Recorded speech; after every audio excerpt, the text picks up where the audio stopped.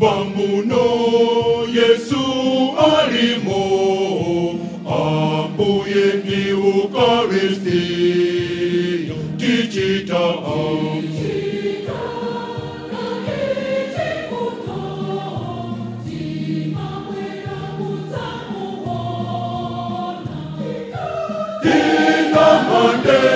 Mbuye Yesu mamuno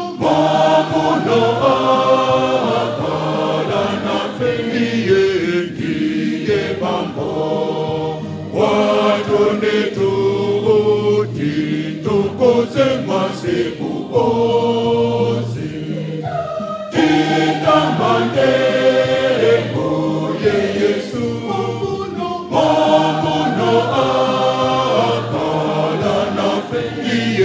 ndiye bambo watone tuti tukoze masiku ozi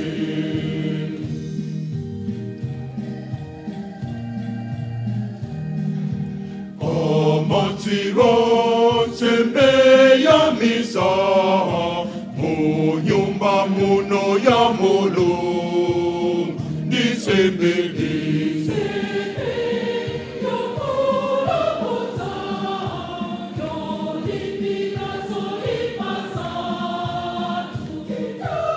Titamande Mbuye Yesu mamuno akala na fendiye ndiye bambo watonde tuti tukoze masiku ozi Titamande Mbuye Yesu mamuno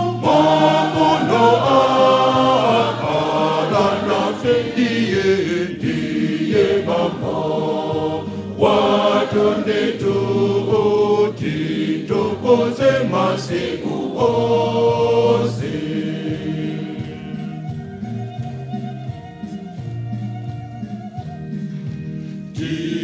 Tilondilo sembe ya moyo muno nyumba ya Mulungu kumaa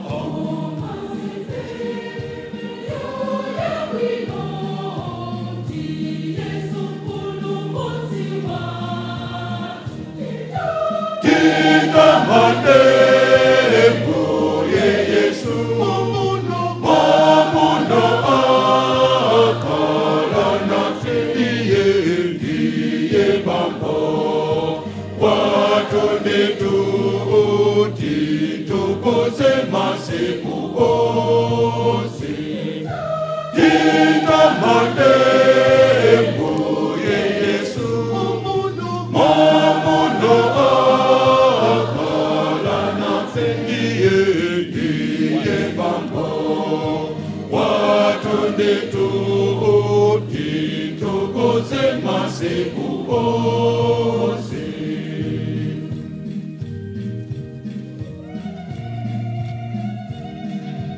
nyumba muno ndimwa Mulungu mokumbutsa ku paradiso chifukwa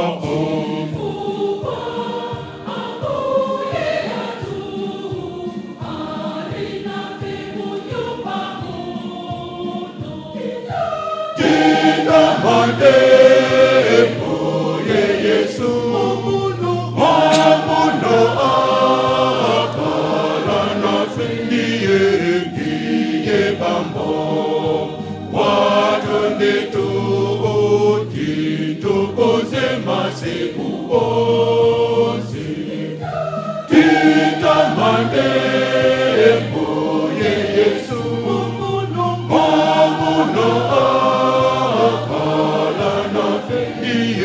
ndiye bambo watonde tuti tukoze masiku ozi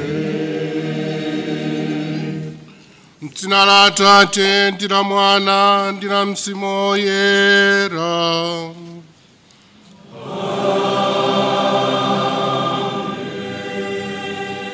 Mtendere ukhale nanu.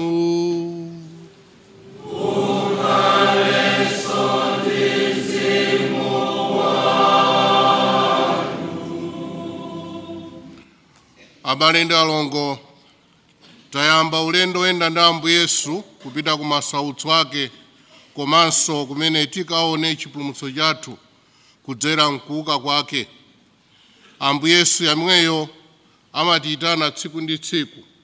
Lero tikusinkhasinkha za Ambuye Yesu wansembe wamkulu amene anayika sakramenti la Ukaristiya pakati pathu, amenenso ife ansembe timamutsatira ngati amene anatiyitana komanso ngati chitsanzo chathu.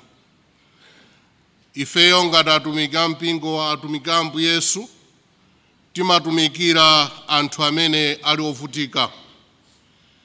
Ena mwa iwo akudwala, ena mwa iwo ali ndi mavuto osiyanasiyana, amasowa mapemphero komanso madalitso athu.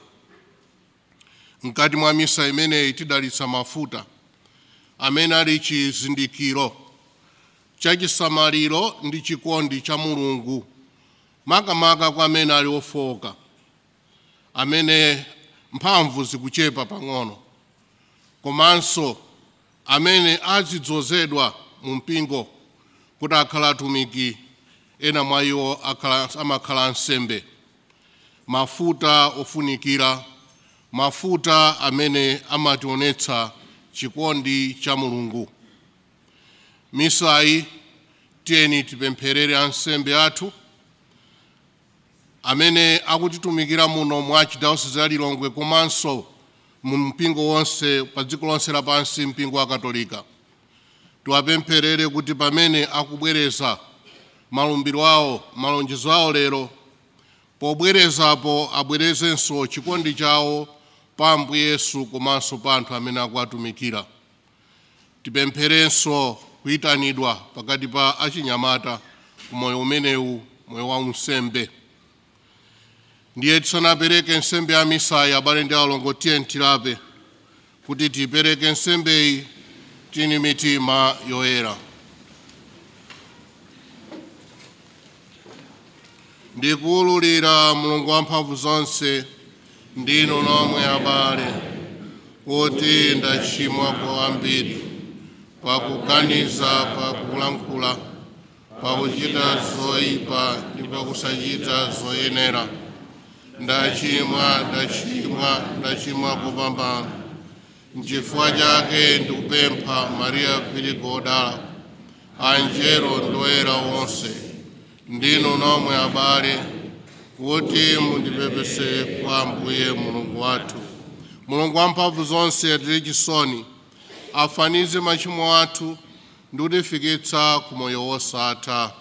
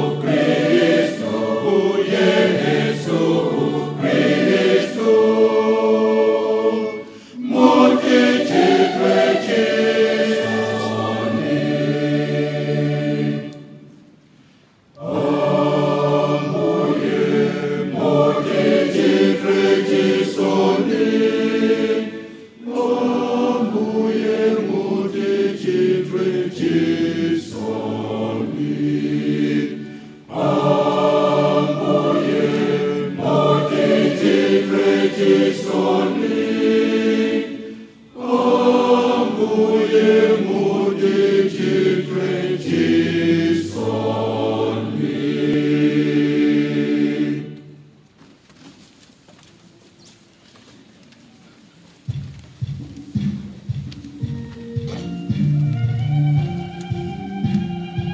Ulemu kwa Mulungu kumwamba mwamba, ndipo basi pano tendele kwa atu, pakufuna kwa abwino.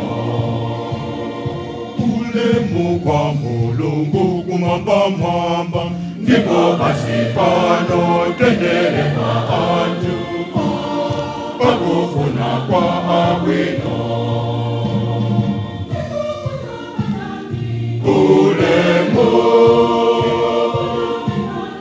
Ulemu, tikukupembedzani.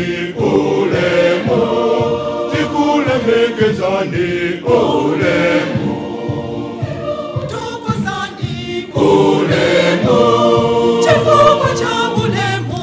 ulemu, cha ulemu wanu.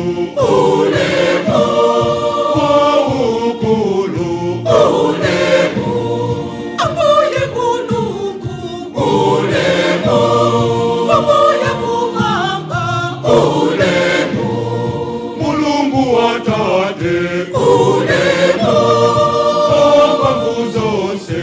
Ulemu, Inu Ambuye. ulemu, Yesu Kristu. ulemu, Mwana wake mmozi. Ulemu. Wake mmozi yeka. Ulemu, Ambuye Mulungu. ulemu, Tukosaka Mulungu. ulemu, Mwana wa tate. Ulemu. Mwana wa tate. Ulemu,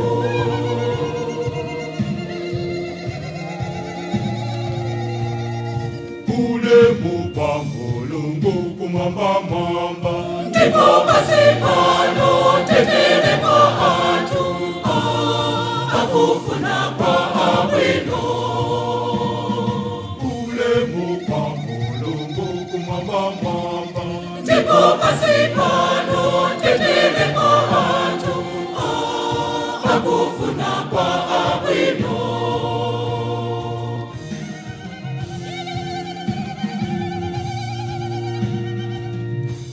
Omene kumachoza, machimo anzikola pasi, mutichitire chisoni. inu amene mumatoza, machimo azikola pansi. Londirani pembero natu, inu amene mumakala, pasachala machala tate, mutichitire chisoni.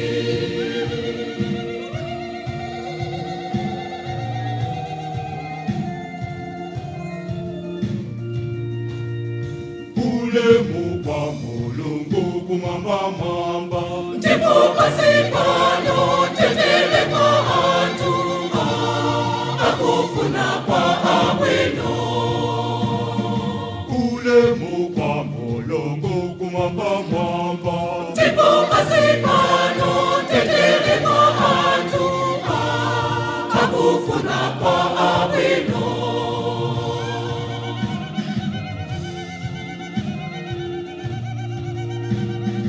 Uti inunoka. Ulemu.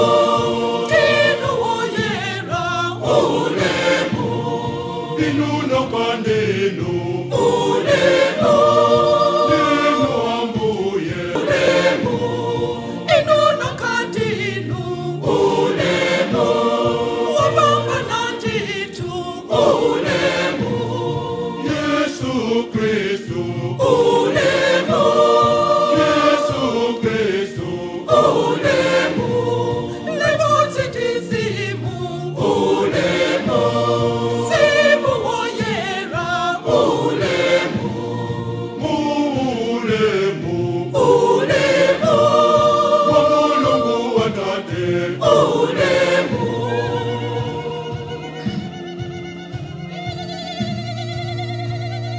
Ulemu kwa Mulungu kumwamba mwamba, Ndipo basi pano akufuna kwa abwino.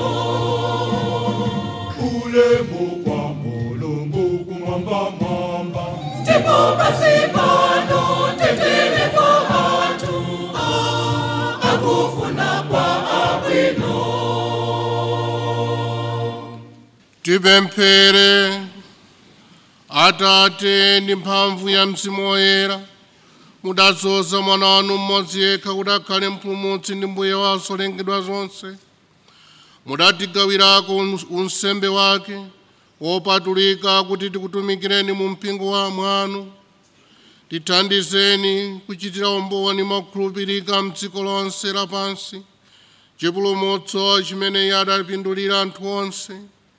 Mwa mwana wanu Yesu Khristu Ambuye ndi Mulungu wathu, amene ali ndi moyo ndi ufumu limodzi nanu Mzimu Woyera, tsopano ndi pa nthawi zosatha.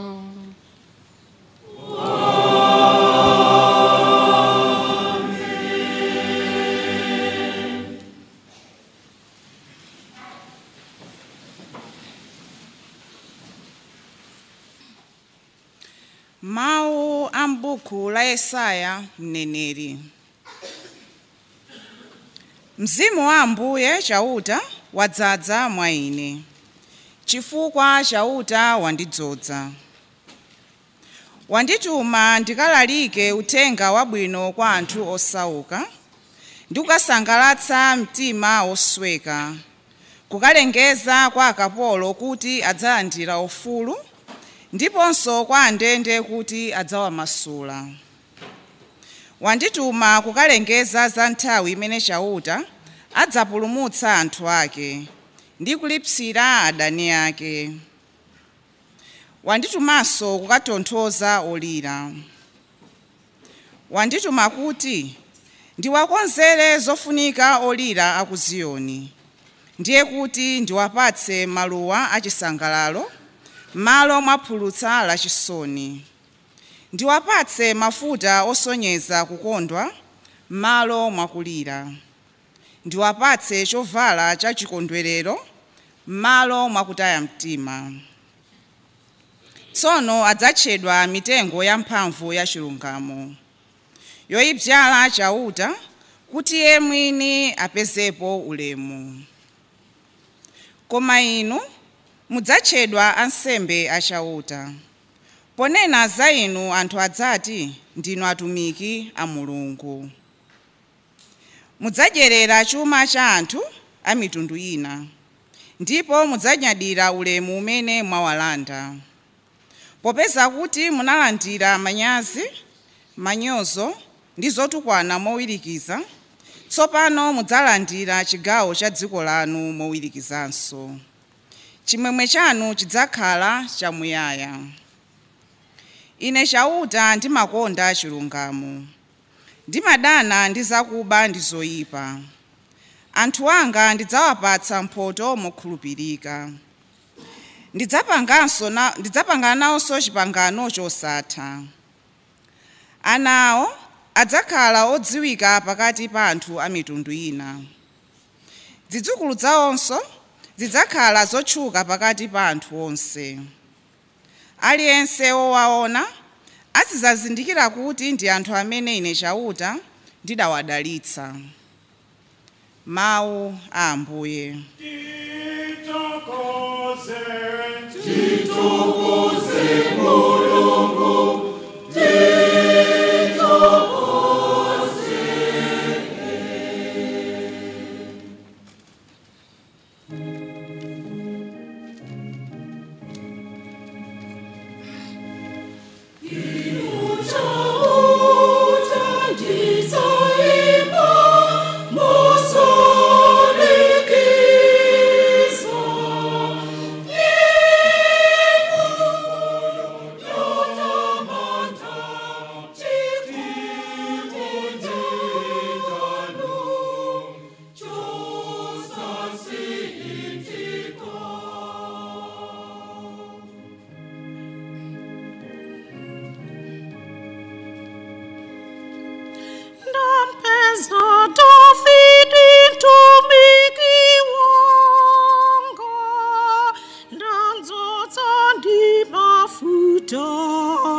anga uyi kuti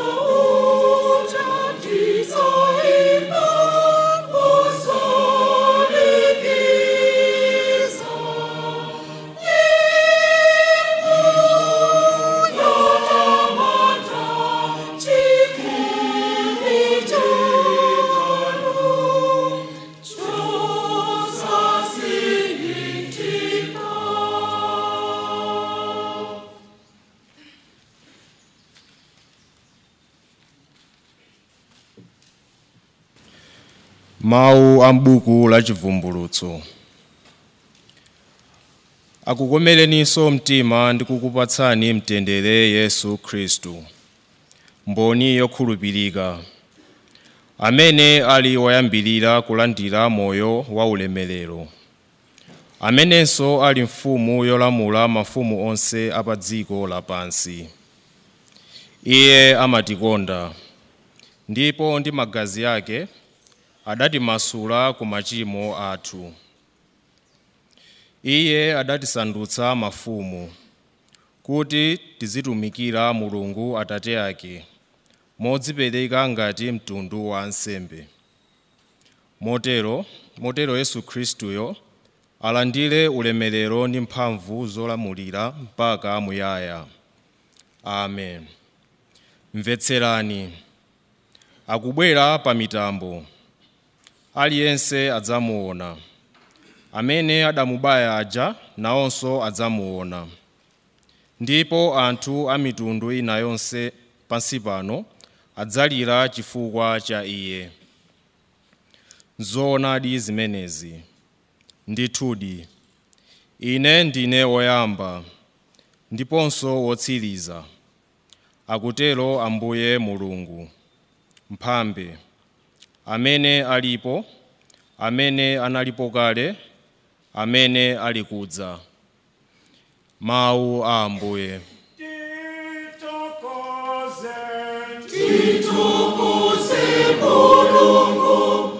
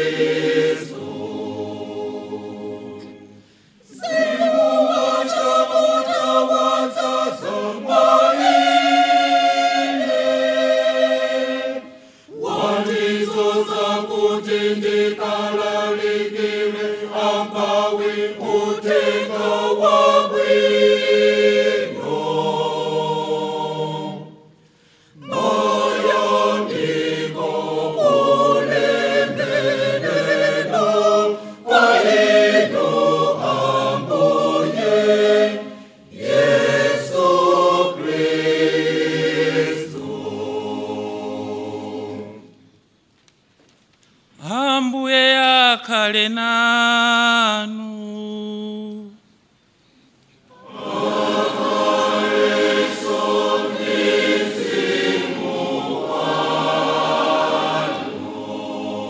Mawu amtenga wabwino monga adalembera Luka oyera.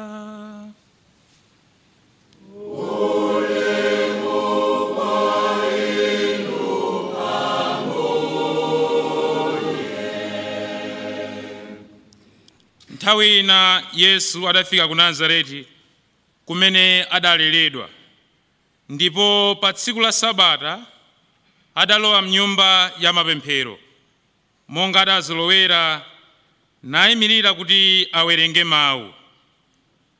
Adampatsa buku la mneneri Yesaya.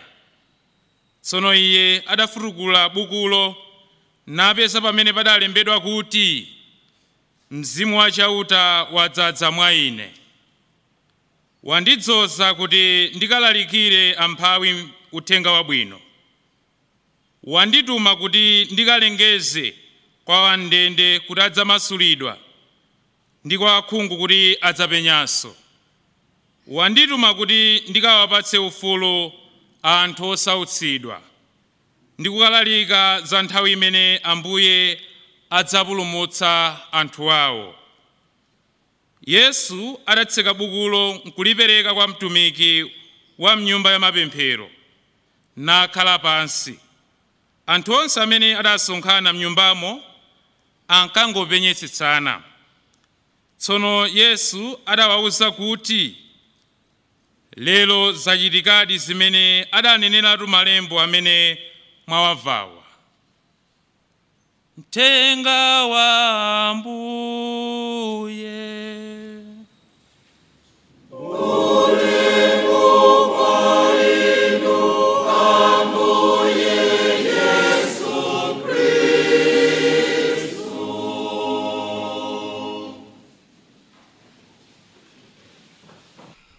Abale ndi alongo, mawu athu amene tawamva posachedwapa akutikumbutsa za udindo wathu, utumiki wathu ngati ansembe. Ndimafuna kuti pomvetsa za mawu amenewa tione zimene zimachitika tikakhala kuti talemba wantchito. Ndikumbukira kale, ndikati kale zaka zimene ndimakumbukira kale langa, munthu akamulemba ganyu nthawi imeneyo amangokambirana nkhani ya malipiro basi, ndipo ngati uli munda amamuonetsa kuti munda aja ndi umenewu, yamba kulima. Koma ngakhale zinali choncho, anthu samafunsa mafunso ambiri. Apa ndikukamba funso loti tsopano kodi ngati mwandilemba ntchito chonchi, kodi job description ndi chani? Kwabwera liwu limene limasiku ano kuti munthu tikamulemba ntchito tiyenera kumuwuza zimene anakuchita komanso zimene sangathe kuchita. Ngati munthu uli mulonda sungakhale kuki. Famu kamuza mulonda kuti ubwere udzaphike, akuwuzani kuti si zimene munandilembera ntchito zimenezo. Ambuye Yesu mmene amawayitana ophunzira ake aja, tikaona aliyense mbayikha payekha, chimene amangowawuza ndi chimodzi: unditsate. Samaonjezera kuti unditsate. Ngati adaonjezera ndi choti munda wakula antchito ndi ochepa. Koma Ambuye Yesu yeyo atayamba tsono ntchito yake, tikumva lero mu uthenga wathu wa lero, uthenga wa Luka, akupereka mwina tingathe kugwiritsa ntchito liwiri ngakhale lili loperewera, akupereka job description yake komanso ife ansembe, kufuna kutiuza kuti Mzimu Woyera wafika pa ine, wandidzoza, koma kuti ndikatani. Ndiye akutiuza kuti adanena kuti Mzimu Woyera wadzaza ine mwa ine, wandidzoza kuti ndikalalikire amphawi uthenga wabwino. 1 imeneyo. 2, wandidzoza, wandituma kuti ndikalengeze kwa amtende kuti adzamasulidwa. Kachiwiri chimenecho. Ndipo akuonjezera kuti komanso ndikalengeze kuti akhungu apenyanso. Chanambala 4 akuti ndikawapatse ufulu anthu osautsidwa ndi kulalikira za nthawi imene Ambuye adzapulumutse anthu awo. Zinthu zinayi zimenezi. Ndiye tikamakamba za chaka chathu cha lero, chimene timana kuti misa ya mafuta kapena Christmas, ena amatinso misa ya unsembe, nimafuna kuti tisinke pa zinthu 4 zimenezi. Chifukwa Ambuye Yesu adanena kuti aliyense amene afuna kunditsata ine aseze mtanda wake, komanso zimene zidandichitikira ine zakuchitikira nso inuyo. Ndiye nimafuna kuti tione izi namba zimene zilipo 4 kodi ife ansembe zikutikhudza bwanji. Chifukwa tikaphonya zimenezi ndikuti tikuponya tasemphana ndi ntchito imene Ambuye Yesu anabwerera pansi pano. Choyambirira chimene akutiuza njoti akuti Mzimu Woyera wandidzaza pa ine, wandidzoza kuti ndikalalikire anthu amtende. De choyambirira kwa ifeyo atumiki ake, njoti tiyenera kuona kusinkhasinkha kuti kudzozedwa kwathu kumatituma bwanji, kumatichita motivate bwanji kugwira ntchito yathu. Chifukwa tikawerenga m'malemba oyera, kudzozedwa kwa Ambuye Yesu, kupatulidwa, timaona mwachitsanzo pa ubatizo wake. Asanayambe ntchito yake anapita kukabatizidwa, ndipo timamva kuti Mzimu Woyera udatsika ngati nkhunda pa iye pamene anabatizidwa ndi Yohane Mbatizi. Anakhala masiku 40 kenakano anabwera kudzabatizidwa nkuyamba ntchito yake. Tsopano ndimafuna kuti tisinke tisanayambe ntchito yathu. Kodi kupatulidwa kwathu, kudzozedwa kwathu timakuona bwanji aliyense mwa ife? Wina akanena kuti munthu umatha kuchita zinthu zabwino koma ndi zolinga zolakwika. Mwina ningathe kufotokozera pa Chingerezi kuti what is it that motivates us to do what we do as priests? Ndiye choyambirira Ambuye Yesu anaona kuti ineyo nsanayambe ntchito yanga ndalandira Mzimu Woyera wandidzoza, chimenecho ndimene chikundikankha kuti ndikagwire ntchito. Sikutchuka kwa pansi pano, fuka kutchuka kwa pansi pano kuli ngati maluwa, anthu akutchukitsa lero mawa usanduka Satana. Si chuma cha pansi pano, chifukwa tikawerenga m'malemba oyera chumachi chimanyala, chumachi chili ngati mphepo. Lero anthu amatchuka ndi chuma, mawa amakhala mphawi. Chuma sichingabweretse chisangalalo mwa munthu. Taonapo anthu achuma chambiri akudzipha. Ndiye chimene chimatikankha ife ngati ansembe, chimene chimachita motivate, it's not fame, it's not money. Kodi nanga chimene chimatikankha ife, mwina ndi kapena mwina kuti timaona zotsatira zake, kuti tikachita zinthu timaloza kuti ine nsanafike pano panalibe chakuti nasiya chakuti. Zimenezo si zimene zimabweretsa chimene chimatikankha kuti tigwire ntchito, chifukwa zinthuzi zosiyana. The greatest, the biggest motivation ndi Mzimu Woyera is the spirit which pushes us, consecrates us, and pushes us into the mission. This is the primary motivation of a priest. Mzimu Woyera wandituma, wandikankha kuti ndikalalike izi. Kachiwiri akutuza kuti malemba oyera mawu amene tawerenga zakudzozedwa kumeneko akuti Yesu Khristu ndi mboni yokhulupirika. Mawu amenewa ni mawu amene awerengedwa mawu achiwiri. Akumutchula kuti Yesu Khristu amene tikumutsatirayu akuti ndi mboni yokhulupirika, amene analipo oyambirira kulandira moyo wa ulemerero. Ndiye tikamakamba za job description yathu, kapena sanakambe zoti Mzimu Woyera wandidzoza, wandituma, amene tikumutsatirayi ndi wokhulupirika. He is faithful. Lero masiku ano wina akanena kuti chikhalidwe cha masiku ano palibe amalumbira mpaka na ifa.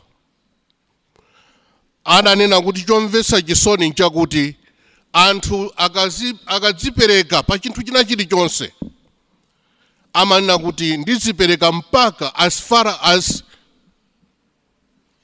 ngati siziyenda ine zimene zindiphwasula.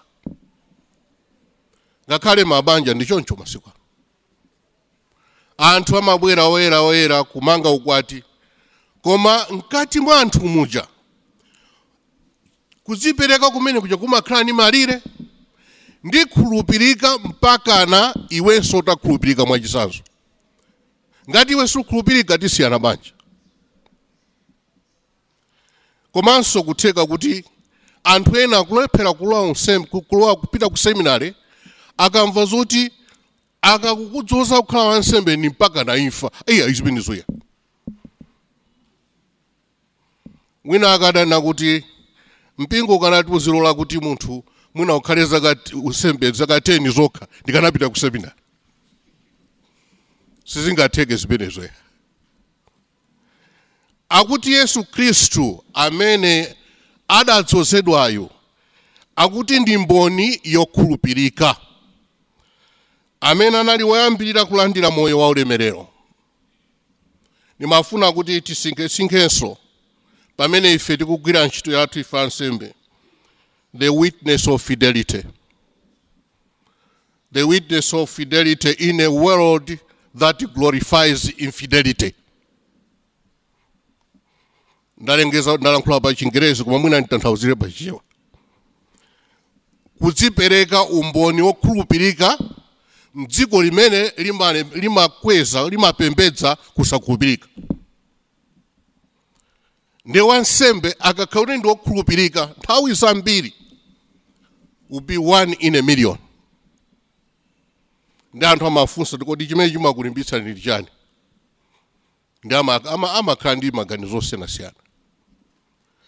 Ndiye ifeyo Mzimu Woyera watipatula kuti tikuti tikagwira ntchito yake kuti ndidzoza Mzimu Woyera mwanjira yanji kukhala mtumiki wokhulupirika monga Ambuye Yesu amene ali wopatulika alinso wokhulupirika. Ine kuganiza kuti umboni wokhulupirikawo umaposa umboni olalika pakamwa. Oyera ena amene anatchulidwa oyera, they were very poor preachers. Wina kuti amamukayikira kuluma ndi mudzoze nsembe chifukwa amakaya kuti azikangulankhula maheresa okhaokha. Pali oyera wina wake amalephera nkhale kulankhula, koma chimene anatchulidwa kuti ndi oyera ali wansembe, it was a witness of fidelity, kukhulupirika. Mboni yokhulupirika Ambuye Yesu amene tikumutsatira. Komanso akutiuza kuti akunena kuti ndikalengeze kwa ndende kuti adzamasulidwa. Sananene kuti ndikalengeze kwa ndende kuti mwina amasulidwa.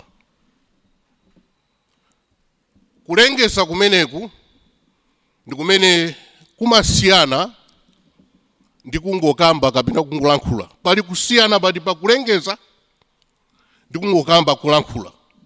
Proclamation imeneyi tikamati wandituma kuti ndikalalike, ndengati kuti nditenge lipenga ndikalize kuti mufune musafune andende amasulidwa. Apapa wansembe amayenera timayembekeza Ambuye Yesu akutipempha ife ansembe kuti tilalike kaya mvula igwa kaya mvula sigwa. Apa Chingereza amati in season or out of season. Afune anthu afune kaya asafune, tiyenera kulalika kuti anthu amasulidwe. Maukapolo ndi osiyanasiyana timabwereza. Anthu amene timatumikira ena ali pa ndende za zikhulupiriro zoyipa. Pamene wansembe akuna kuti ndikudabwera kudzalengeza kuti mmasulidwe, musabise kuwauza anthu kuti izizi mukhulupirirazi ni mafano. Tikamazungulira anthu sangamasulidwe. Chimodzi mwa icho chimene nthawi zina tisamabise ndi zikhulupiriro za ufiti osamazinyengerera ya. Ndangopereka chitsanzo chifukwa zikhulupiriro zimenezi zimaphetsanso anthu, zimabweretsa udani, zimabweretsa ulesi mwa anthu amene ali ndi mphatso kuti achite zabwino. Amaopa kuchita zabwino chifukwa amaopa kuti akayikira kuti ndi afiti. Ndangopereka chitsanzo ndende zimene zilipo akuti tikalengeze kuti andende amasulidwa. Ndende ina imene ingathe kupereka chitsanzo ndikuponderezana kumene kumakhala pakati pa anthu, kudyerana masuku pa mutu.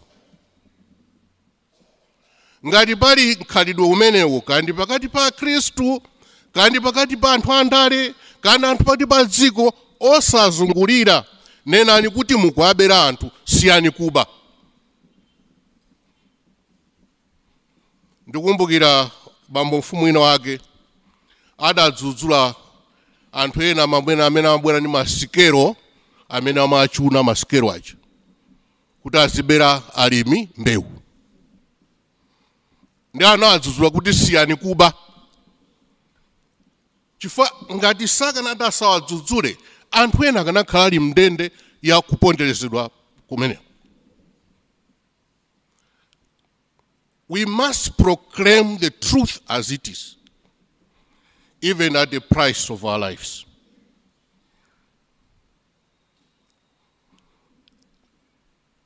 Ndiye ndende zinangopereka zitsanzo ziwiri, komanso pali ndende zina za umbuli. Tiyenera kuwachotsa anthu mu umbuli mwa njira zosiyanasiyana, koma munthu amukamamuchotsa mu umbuli mulimbana naye nthawi zina. Ana apite ku sukulu maparishi mwathu. Ndikumbukira wina akadandiuza kuti amishonari ena akale amamanga masakramenti makolo amene samatumizana ku sukulu. Titati tipange zimenezo masiku ano akuti mwandiphera ufulu. Chifukwa sizingatheke kuti munthu walandira uthenga wabwino ukusiya mdima waumbuli pa khomo pako. Sizingatheke.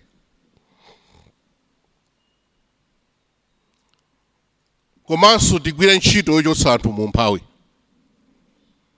N'chifukwa chake Ambuye Yesu adanena kuti Mzimu Woyera wandituma ndipo ndabweretsa ufulu umenewu pakati pa. Ndiye ndimafuna kuti tionenso kwa ife wansembe pamene tikutumikira Ambuye Yesu amene akuchotsa anthu mu mphawi, mu umbuli kapena zosiyanasiyana. Kodi timatani kuti anthu achoke mu mphawi umene uli pakati pa anthu athu m'malawi muno. Ndife anthu ochepekedwa pa zimene tinazo. Ndife anthu ochepa kwambiri tikawerengera chiwerengero cha anthu m'malawi muno. Koma we can make a difference through the little efforts that we do to remove people out of poverty. Small things, but very significant things. Akuti anthu onse amene adasonkhana nyumba mwankango mupenyetsetsa. Tsono Yesu adawuza kuti lero zachitikadi zimene adaneneratu malembo amene mwamvawa. Akuti anthu ankango mupenyetsetsa. Utenga wina ndimamva kuti adapsa mtima ndipo anamutenga kuti amuphe. Koma apapa kuti ankango mupenyetsetsa. Kupenyetsetsa kumeneko ndimafuna kuti kwa ife ansembe tilingalire kuti nthawi zonse makamaka masiku ano we are under a microscope. Chilichonse chimene wansembe amachita kandi chabwino kandi choyipa anthu amachita magnify. Ndiye sikuti tikhale ni mantha tigwire ntchito yathu, koma tizizindikira kuti anthu akutipenyetsetsa. Nthawi zina ndimawuza anthu kuti musamandipenyetsetse ineya. Anthu ana kuti ife sitisiya tikupenyetsetsabe. So akupenyetsetsa kumeneku ena mwa iwo kutheka kuti amayamikira zimene Ambuye Yesu adanena. Koma samalankhula. Ndi amangomupenyetsetsa. Koma ena mwa iwo mwina zidawayipira zimene Ambuye Yesu adanena. Ndi kunali kupenyetsetsa kwa ukali. Koma amamupenyetsetsa. Ena mwa iwo amadikira kuti kodi akapanga zimenezi apanga chani, what's the next thing he's going to do? Ndi amamupenyetsetsa. Anthu azationa azatipenyetsetsa mwanjira ndi zolinga zosiyanasiyana. Koma a priest is not only a public person, a priest is always in the microscope, in the magnifying glass of the world. Ndiye nanji ukalakwitsa pena pake masiku ano. ndetu akuzunguza pa social media atu. Chimo lomwero winake kupanga simba khala news ya suna kuti tizipanga machimo ya koma if a priest dares do anything masiku ano we go viral. Nde anthu aja musunagoga jama mupenyesesa Ambuye Yesu lero so anthu amakono ama mupenyesesa kwambiri wansembe wa Katolika kapena bishop wa Katolika.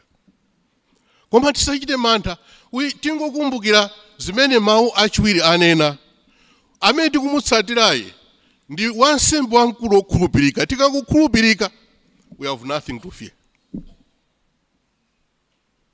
Tiye tipitize ndi nsembe yathu ya misa tipemphererane tiwapemphereso ansembe osiyanasiyana pa dziko lapansi pano. Posachita apa tiyamba kubwereza malumbiro athu. Tiyeni tibwereze ndithu ndi ndima onse mwamphamvu pozindikira kuti tikuyenda ndi Ambuye Yesu.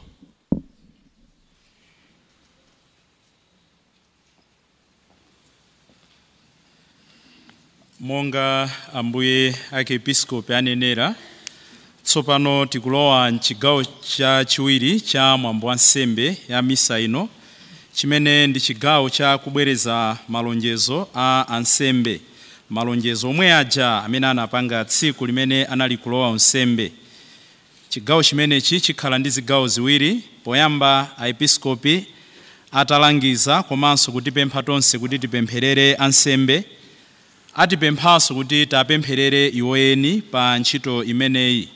Ndipo chigawo chachiwiri ndi pamene pakhale mwambo odalitsa mafuta. Ndipo chigawo chimenechi tifotokozeranso nthawi yake ikakwana. Ansembe pamene tilipo tiyimirira pamene Ambuye Archiepiscopi azitsogolera mwambo umenewo.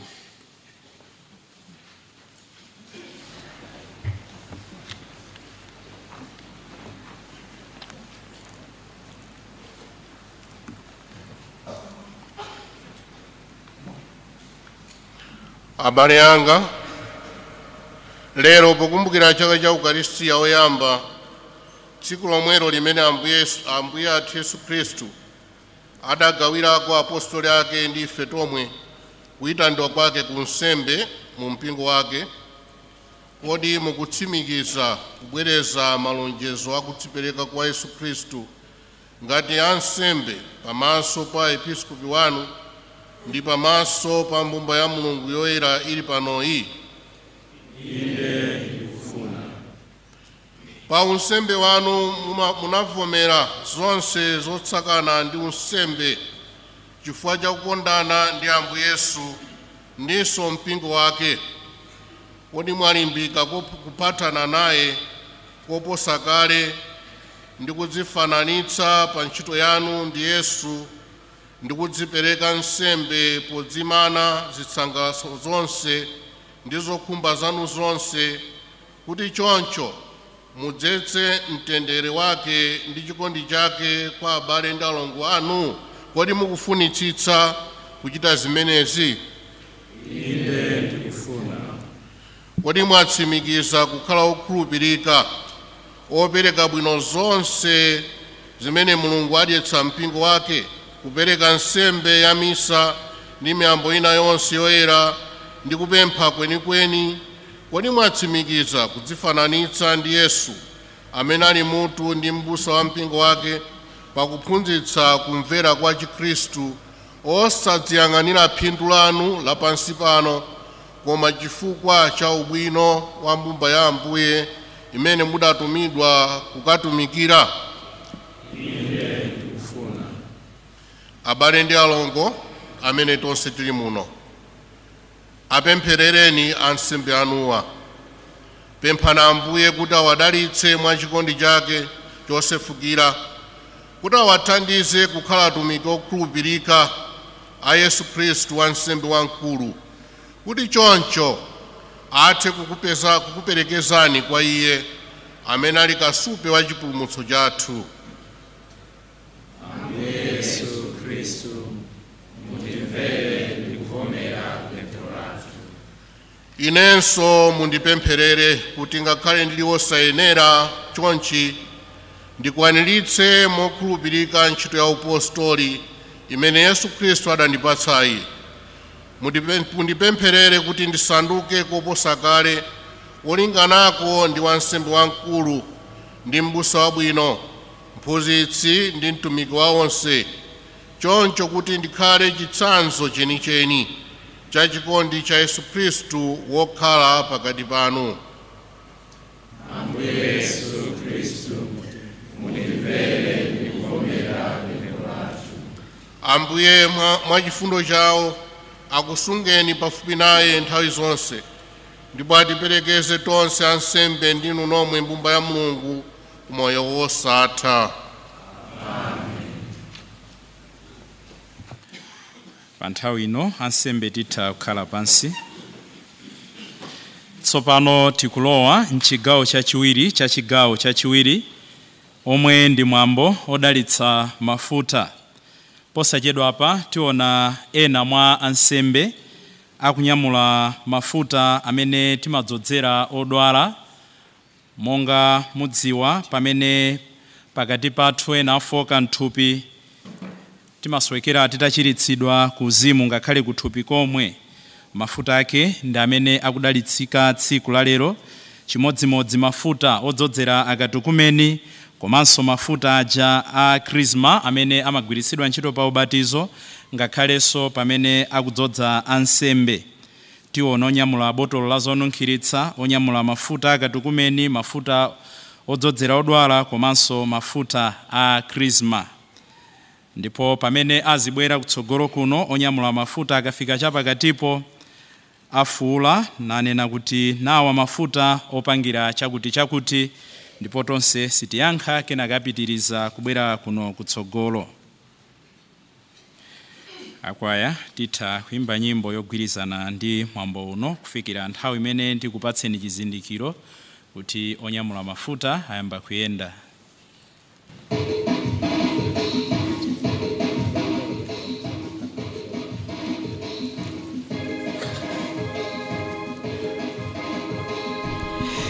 Chabwino mpaka nali pano mwambo umenewu wodalitsa mafuta ukhale ukuyamba. Posachedwa apa ndaona ambuye Archiepiscopi George Desmond Tambala abwera patsogolo kuti agwire ntchito imeneyi. Kalo wakhala mwambo otani kufikira nthawi ino?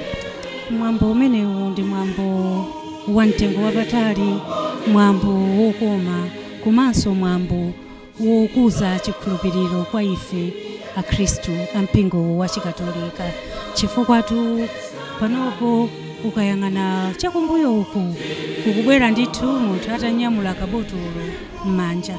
Mwambo umenewu Peter tiona kuti amene amayenda panyanja anthu amenewa amayenera kulandira mafuta amenewa.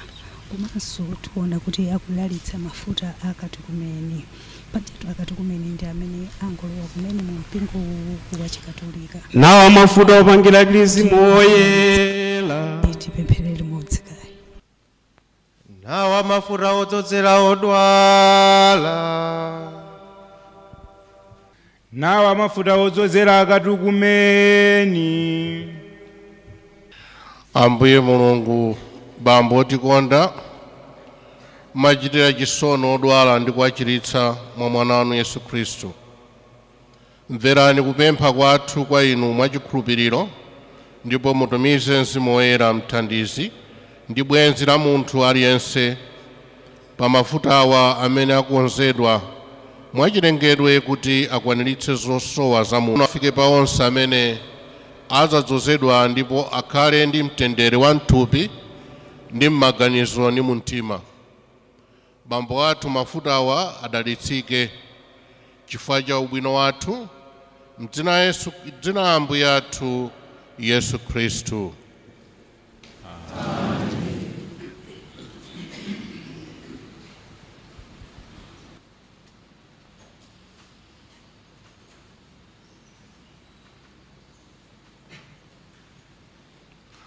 Ambuye Mulungu mtetezi wa onse okumverani, mudalitse mafuta awa ndipo mupatse nzeru ndi nyonga kwa onse odzozedwa ndi mafuta amenewa. Pokonzekera ubatizo wawo mwafikitse pakumvera kozama mthemba wanu wabwino, mwathandize kulandira molimbika ndi mwakhama moyo wa Chikhristu zivute zitani.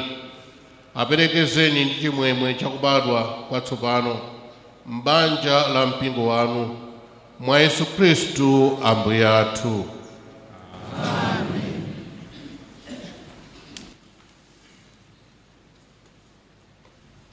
Atate, tikuthokozani chifukwa cha mphatso zimene mwatipatsa mwa chikondi chanu. Tikuthokozani pakuti munatipatsa moyo ndinso chifukwa cha masakramenti amene mumalimbitsa nawo moyo umenewu ndi kuwanitsa cholinga chake. Mu chipangano chakale mudangowaunikira pang'ono chabe anthu anu za mphamvu ya mafuta oyerawa. Nyengo yake itakwana mudayionetsa poyera mphamvu iyi m'moyo wa Ambuye athu Yesu Khristu mwana wanu. Chifukwa cha masautso ake, imfa yake ndi kuuka kwake adapulumutsa mtundu wa anthu. Adatumiza mzimu wanu kudzadzoza mpingo wanu ndi mphatso yanu iliyonse yofunikira kukwaniritsa ntchito yopulumutsayi. Chifukwa cha chizindikirochi cha Krisma oyera mumapereka moyo ndi chikondi chanu kwa anthu, pakuwadzoza ndi mzimu wanu oyera, pakulimbitsa amene adabadwanso mu ubatizo. Chifukwa cha kudzozedwaku mumawafananitsa ndi Yesu mwana wanu.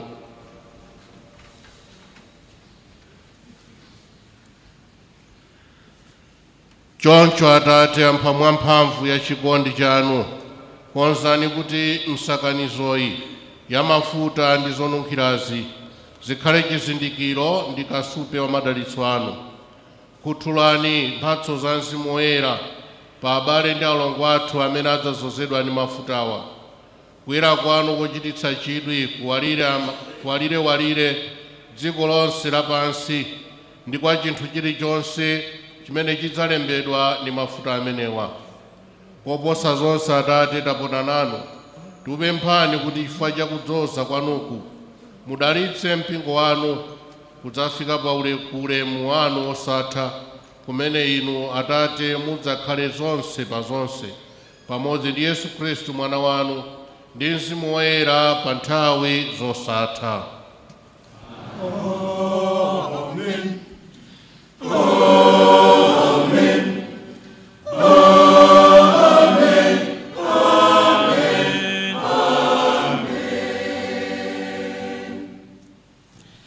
Ansembe titha kukhala pansi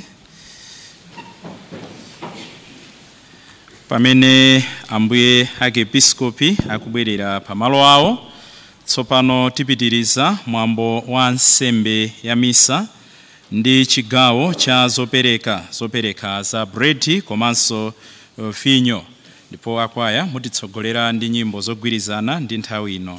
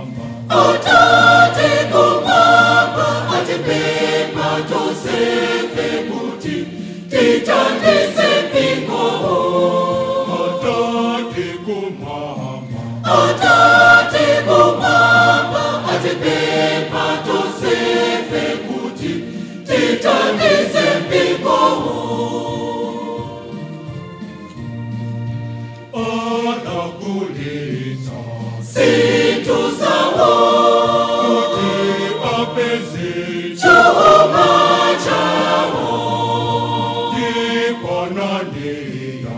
tisafira adakulitsa uta wao atate kumama atipemba tosefe kuti titandise mpingo atate kumama atipemba tosefe kuti titandise mpingo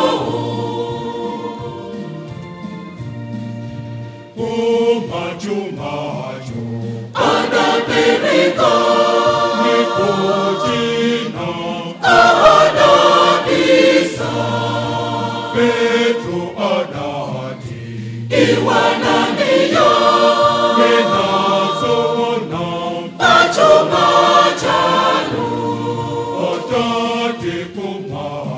atate kumama atipemba tosefe kuti titandise mpingo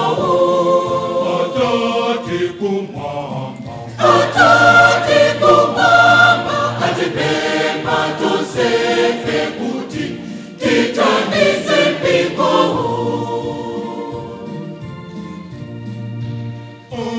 odonenaso kuti sudanyende ife oma wanyenga simo woyema omposafera adafika so adabisa so chimozimozi atate kumama atipemba tosefe kuti titandise mpingo atate kumama atipemba tosefe kuti titandise mpingo iwe safira sudanyenge ife oma wanyenga simo woyera tisaumire somwe tapata titandize mpingo wa Yesu atate kumama atipemba tosefe kuti titandise mpingo atate kumama atipemba tosefe kuti titandise mpingo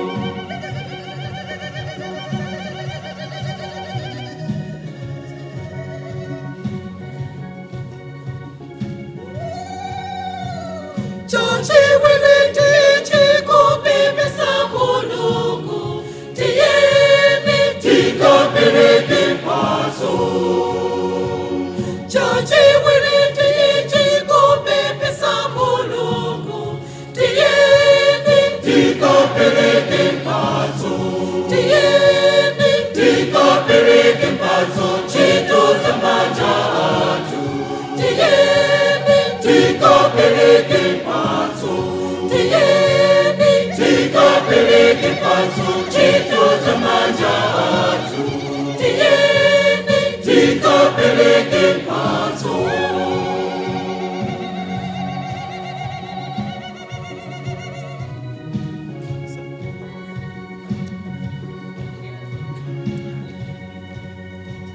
tachita tutichi kupembedza Mulungu tiyeni tikapereke mphatso tachita tutichi kupembedza Mulungu tiyeni tikapereke mphatso tiyeni tikapereke mphatso ntchito za manja athu tiyeni tikapereke mphatso tiyeni tikapereke mphatso ntchito za manja athu tiyeni tikapereke mphatso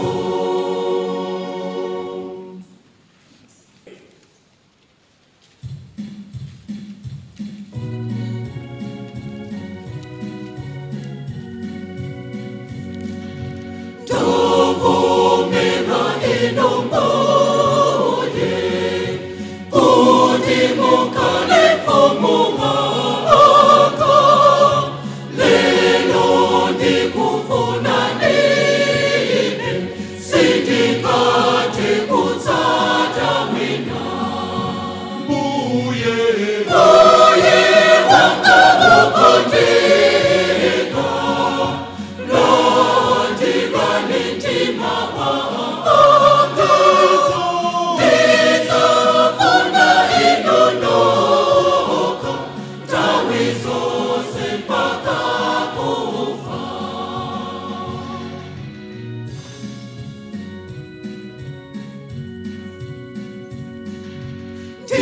ndithokoza Mulungu munandichitira chifundo pondipatsa moyo wanu tsiku lija la ubatizo mbuye wanga ukondeka londirani mtima wanga ndizafuna inonoka nthawi zonse mpaka kufa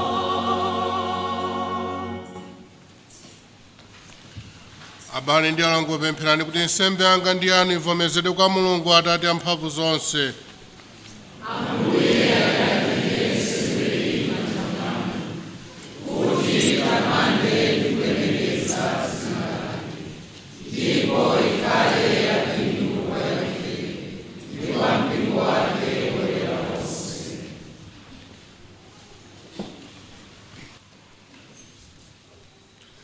Ino Ambuye tikupemphani mulole kuti mphamvu ya nsembe ino mwa chifundo chanu ichotse zomwe zili zakale mwa ife ndi kutiwonjezera chaulere cha chipulumutso ndi moyo watsopano mwa Yesu Kristu Ambuye athu.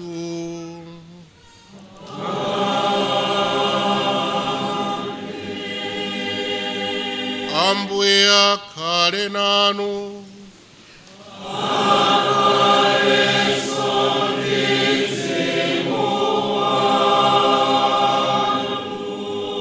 Kwezani mitima kumwamba.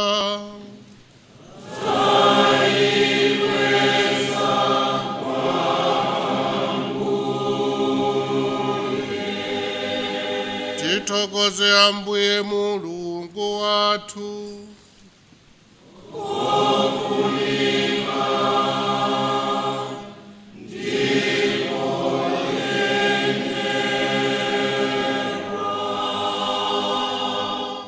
Zoonadi nkofunika ndi kuyenera ndi udindo wathu ndi chipulumutso chathu nthawi zonse ndi pamalo ponse kuti tikuthokozeni Ambuye Atate woyera Mulungu wamphamvu zonse ndi wamuyaya pomudzoza ndi Mzimu Woyera mudampanga mwana wanu mmodzi yekha kukhala wansembe wamkulu wa pangano chatsopano ndi chamuyaya ndipo mwa chikonzero chanu chodabwitsa mudaona kuti nkoyenera kuti unsembe wako opatulika upitirire mu mpingo. Iye sangopereka unsembe wachifumu kwa anthu amene wawasandutsa ake, koma ndi mtima wachikondi chapadera amasankhanso anthu ena pakati pa mbumba yake, nawasanjika manja kuti agawane naye utumiki wake woyera. Iwo m'dzina lake amakometsa nsembe yachipulumutso cha anthu, amakonzera ana anu phwando la Pasaka, amatsogolera anthu anu oyera m'chikondi, nawadyetsa ndi mawu ndi kuwalimbikitsa ndi masakramenti, pamene akupereka moyo wawo chifukwa cha inu ndi chipulumutso cha abale awo. Amachita chotheka kuti afanefane ndi Khristu mwini wake ndi kupereka kwa inu mosalekeza umboni wa chikhulupiriro ndi chikondi. Choncho Ambuye limodzi ndi angelo ndi oyera onse, ifenso tikuthokozani mwachimwemwe poyimba kuti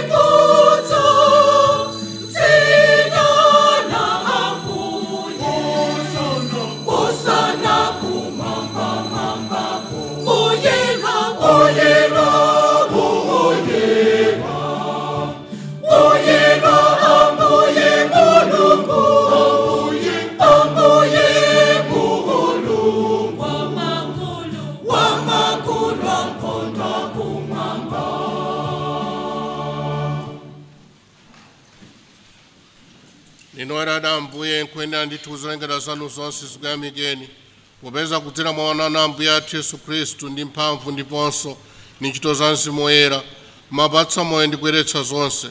Simulekeza kuyitana anthu kuti akhale anu, kuti kuyambira mmawa mpaka madzulo apereke nsembe yoyera yotamanda dzina lanu. N'chifukwa chake Ambuye tikupemphani modzichepetsa kuti kudzera mwa Mzimu yemweyo mwa chifundo chanu muziyeretse zopereka zomwe tadzatula pamaso panu, kuti zisanduke thupi ndi magazi a mwana wanu Ambuye athu Yesu Khristu, amene adatilamula kuzikondera misteri izi. Iye yemwe pa usiku umene adali kukaperekedwa adatenga buledi, adakuthokozani nakutamandani ndi kumunyema, nampereka kwa ophunzira ake nati, landirani ndipo idyani nonse, popeza kuti ili ndi thupi langa lomwe lidzaperekedwa chifukwa cha inu.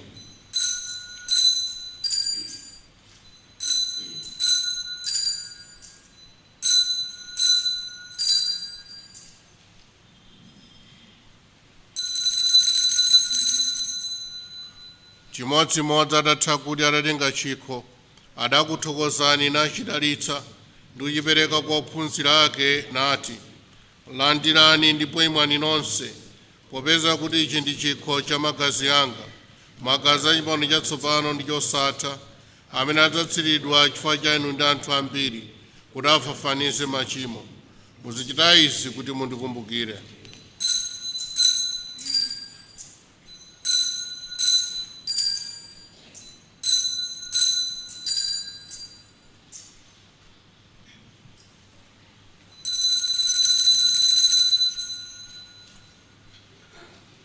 Misteri ya chikhulupiriro.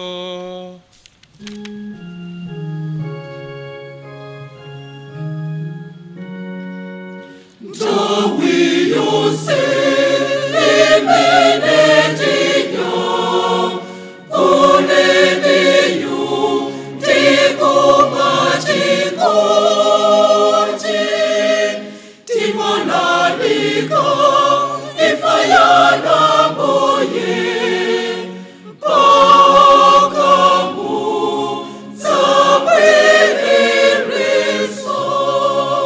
zabwerereso. Choncho Ambuye ife pokumbukira masautso otipulumutsa mwana wanu ndi kuuka kwake kwa ulemu ndi kukwera kwake kumwamba, ndipo tikuyembekeza kubwera kwake kwachiwiri, tikupereka kwa inu nsembe ino ya moyo ndi woyera kuti tikuthokozeni.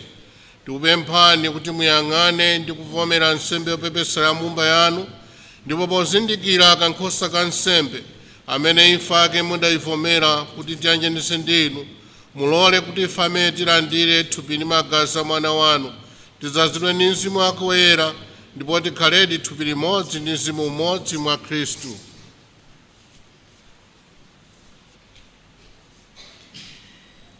Iye yemwe atisandutse nsembe yokomerani nthawi zonse, kuti tikalandire nawo zokoma zanu, limodzi ndi osankhidwa anu, poyamba Virigo Maria odaladala amayi a Mulungu, ndi Yosefe odala mwamuna wake, limodzi ndi apostoli anu odala, ndiponso ndi oyera anu ena onse amene tiwadalira kuti adzitithandiza potenera kwa inu nthawi zonse.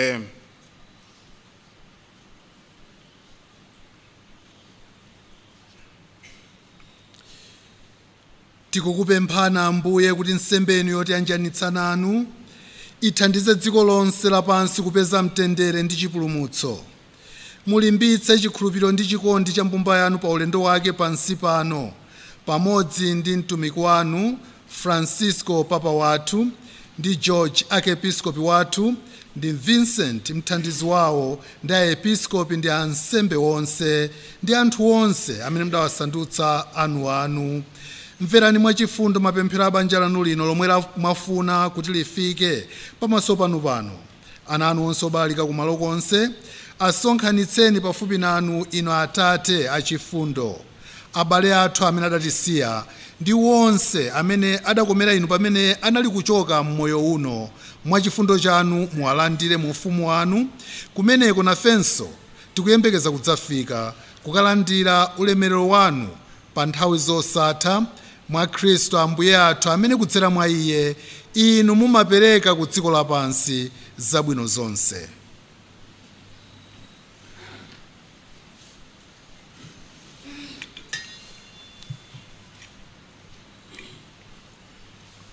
Kudzera mwa Iye, pamodzi naye mwa Iye, inu Mulungu Atate amphamvu zonse, limodzi ndi mzimu woyera, ulemu wonse ndi ulemerero ndi wanu pa nthawi zosatha.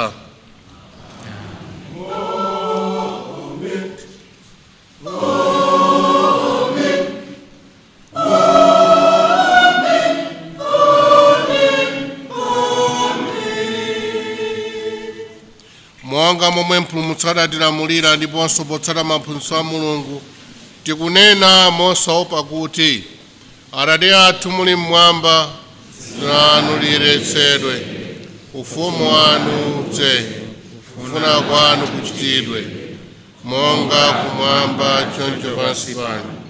Mutipatse ife lero chakudya chathu lero, mutikhululukire ife zochimwa zathu, monga ifenso tiwakhululukira adani athu. Musasiye ife m'chinyengo, koma mutipulumutse ife kwa zoyipa. Mutipulumutse ife Ambuye kwa zoyipa zonse. Mwa chifundo chanu mutipatse mtendere masiku athu ano, kuti ndi chithandizo cha chifundo chanu titetezedwe ku machimo ndi zoopsa zonse, pamene tikudikira mwachiyembekezo kubwera kwa mpulumutsi wathu Yesu Khristu. Popeza kuti ufumu, mphamvu ndi ulemerero ndi wanu nthawi zonse. Ambuye Yesu Khristu, amene mudawuza apostoli anu kuti ndikusiyirani mtendere, mtendere wanga ndikupatsani, musayang'ane machimo athu koma chikhulupiriro cha mpingo wanu, ndipo mwakufuna kwanu mupatse mtendere ndi umodzi inu amene muli ndi moyo ndi ufumu pa nthawi zosatha. Mtendere wa Ambuye ukhale nanu nthawi zonse. Tiyeni tifunirane mafuno a mtendere.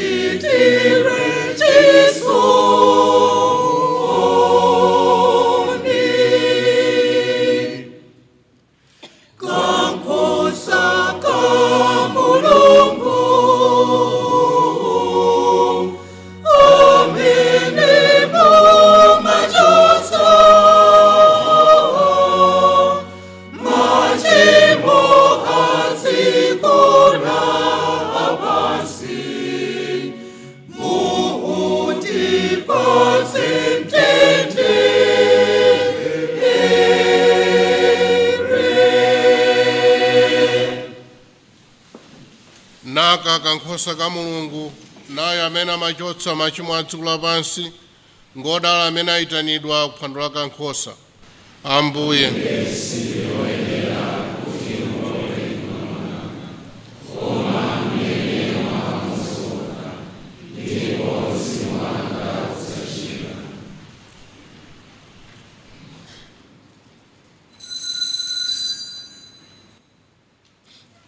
Chigawo chino chakulandira Eucharistia tipemphe achipembedzo kuti muthandizire ansembe komanso adikoni pamene akulandiritsa m'malo osiyanasiyana.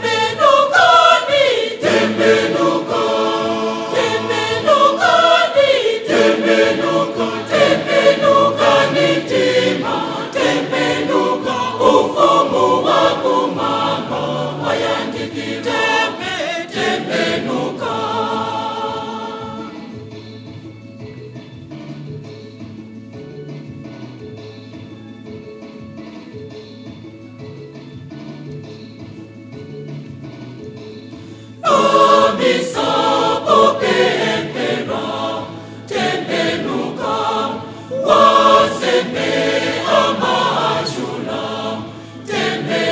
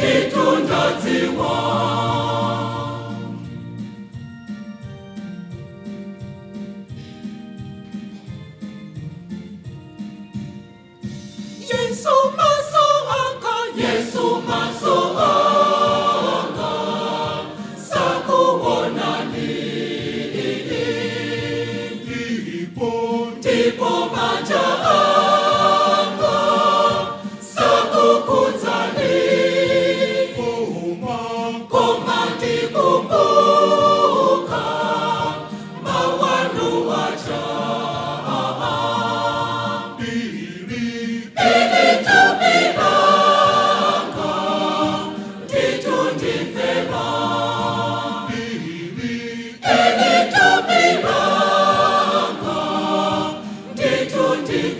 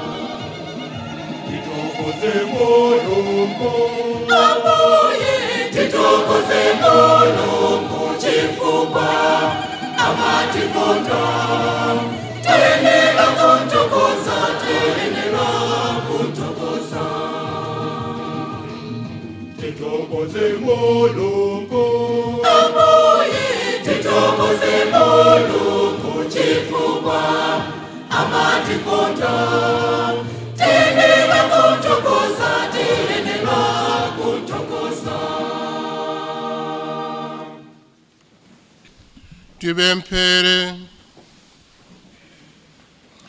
Mulungu wa mphamvu zonse mwatipatsa mphamvu zatsopano chifukwa cha masakramenti amene talandira Mwike mwa ife makhalidwe abwino a Yesu Khristu nthawi zonse. Mwa Yesu Khristu Ambuye athu.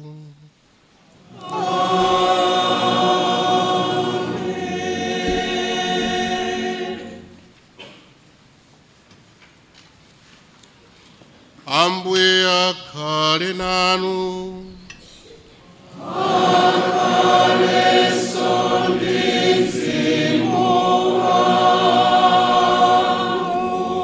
Dzina la Ambuye litamandike. Tsopano ndi pa nthawi zosatha. Chithandizo chathu chili m'dzina la Ambuye. Amene analenga dziko lakumwamba ndi dziko lapansi. Akudalitseni Mulungu wamphamvu zonse, Atate ndi Mwana ndi Mzimu Woyera.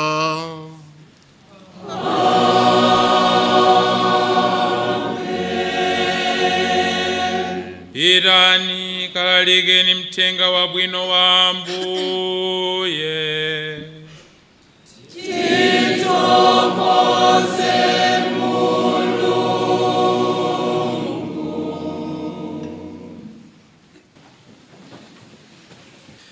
Ambuye olemekezeka, Ambuye Archbishop George Desmond Tambala, Ambuye Vincent Mwakwawa, Monsignor Patrick Tawale, a Secretary General abungwe la Maepiskopi, olemekezeka Bambo Ntseka, a Pastoral Coordinator Father Frank Piri, akuluakulu azipani zonse za mumpingo, zamuna komanso zakazi, ansembe tonse, asistera brother Dikoni, mwachidule mbumba yonse ya Mulungu imene tasonkhana muno.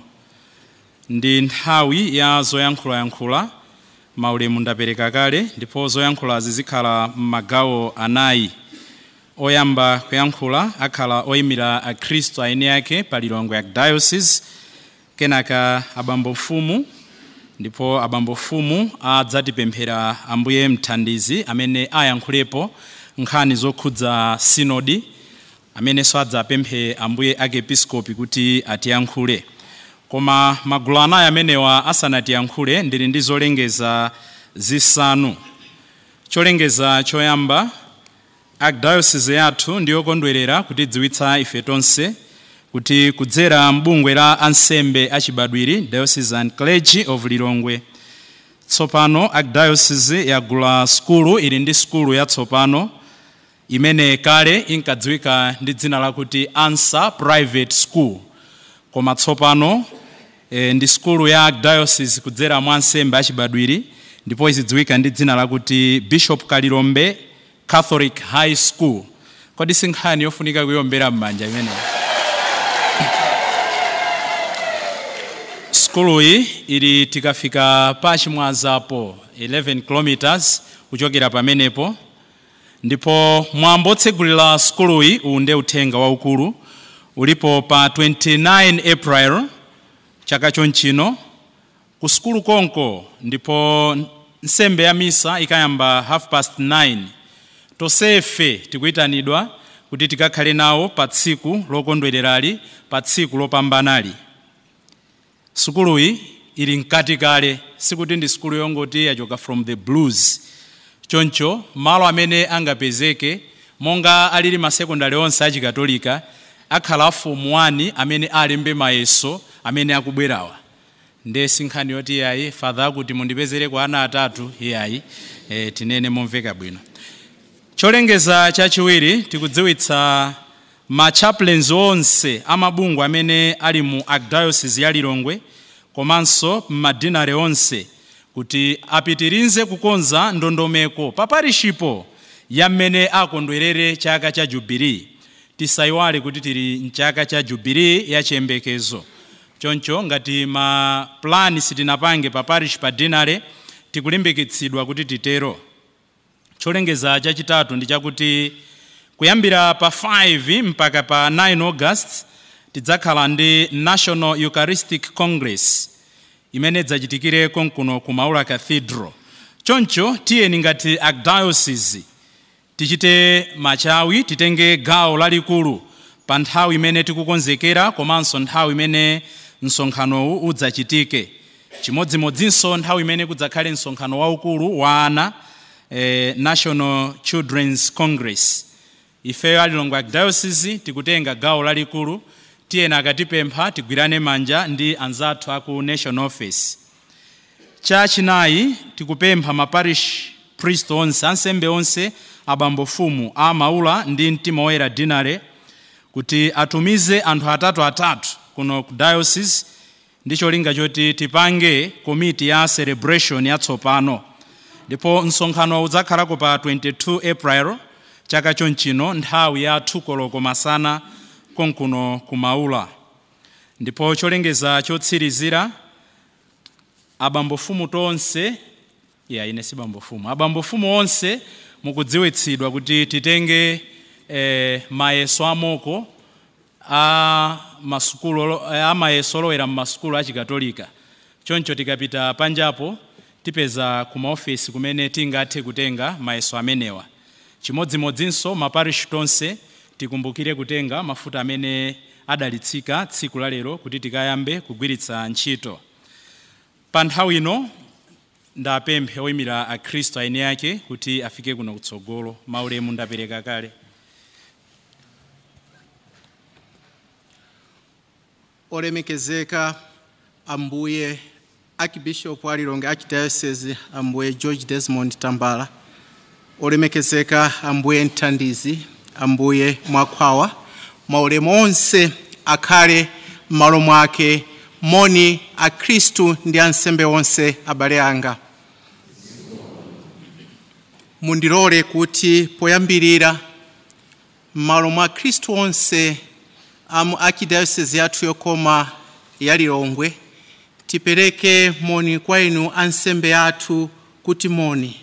Timakunyadirani kwambiri chifukwa timadziwa kuti moyo wathu wa Chikhristu umalimba ndi kukhazikika pamene mukutipasa masakramenti tsiku ndi tsiku, makamaka kuzeranso mu mafuta oyera amene adalitsidwa lero mukamadzoza anthu odwala miphakati ndi maparishi mwathu malo osiyanasiyana. Chikhristu chathu chimakhazikika ndipo chimalimba. Ndithokoze kwambiri olemekezeka Archbishop chifukwa chopangisa nsembe yokoma yabwino kwambiri tsiku la lero. Mundilolenso ndithokoze ambuye mthandizi, amonsinyo ndi ansembe onse komanso inu nonse a Khristu abale anga chifukwa choti tonse tabwera ku nsembe ya misa ya lero. Zikomo kwambiri. Lerotu takumana pano tonse kuzapereka nsembe yodalisa mafuta oyera, chimene chili chikondwerero chomwe chili ndi tanthauzo lalikulu kwambiri mu mpingo wathu wa ekleziya, makamaka kuzera mu ziphunzitso zathu zokoma. Pamene ambuye olemekezeka mwadalisa mafuta oyerawa, zitithandize ife a Khristu kusinkhasinkha mozama za chikhulupiriro chathu komanso udindo wathu, makamaka pamoyo wathu wa siku ndi siku, kumabanja athu, kumalo athu a ntchito, komanso konse kumene tikhala. Tisaoneke ngati pamene tili kutchalichi ndife a Khristu, pamene tili ku ntchito ndife a ntchito, ndipo pamene tili mwina kuzipani za ndale ndife a ndale, koma tiyeni tikhale ngati Khristu kulikonse kumene tikhala. Tikhulupirira kuti kuzera m'mafuta oyerawa timakumana ndi Ambuye Yesu Khristu komanso umodzi wathu wa mpingo woyera wa Ekleziya Katolika. Taonanso ansembe athu mukubwereza malumbiro anu au nsembe pompano, zinthu zonyadisa kwambiri zimene zimatilimbikisa chikhulupiriro chathu ife a Khristu. Palitu kulumikizana kwakukulu pakati pa unsembe wanu ndi mafuta oyerawa, chifukwa enafe a Khristu fe sitingagwiritse ntchito mafuta amenewa kuzoza wina aliyense, koma amene magwiritsa ntchito mafuta amenewa ndinu ansembe. ndipo makamaka pakati pathu ife Khristu komanso ndi anthu amene afuna kuzozedwa. Pope Francis adanena kuti the chrism oil is a sign of the Holy Spirit's anointing, consecrating us for mission and ministry. Zikungotsimikizira mwambo omwe wachitika panowu. Kwa ife Khristu tiyeni munyengo ino makamaka mu sabata ino yoyera tikometse makhalidwe athu kuzera ku mabanja athu, ku miphakati athu, ku maparishi athu, kumalo kumene timakhala tsiku ndi tsiku, kuti anthu aone kuti chizindikiro chosafafanizika chomwe chinalembedwa pamphumi pathu kuzera mafuta amenewa, kaya pa ubatizo kaya pa ulimbiso, adziwe ndithu kuti chizindikiro chimenechi chilipo mwa ife. Ndipo Pope John Paul II wachiwiri adanena kuti Lent is a season of spiritual growth, a time to deepen our relationship with God and to grow in holiness. Ndiye pamene tikutuluka mnyengo ya masautso a Mbuye Yesu Khristu, abale anga, tiyeni tikhale kuti tabadwanso mwachiwiri. Mwambo wa lerowu utikumbuse kolimba kuganiza mozama za kuzipereka kwathu ku mpingo ngati Akhristu komanso ngati atumiki a mpingo. Komanso mu sabata ino yoyera tiyeni tiganize mozama kalata imene mabishopu athu analemba, yomwe mutu wake ndi kodi ndani akatichotsere chimwala cha pakhomo amanda. Mwina nkutheka kuti ifenso Akhristu kapena ansembe kumene kuti ndife zimyala zofunika kuti zichotsedwe kuti anthu ena apeze mtendere.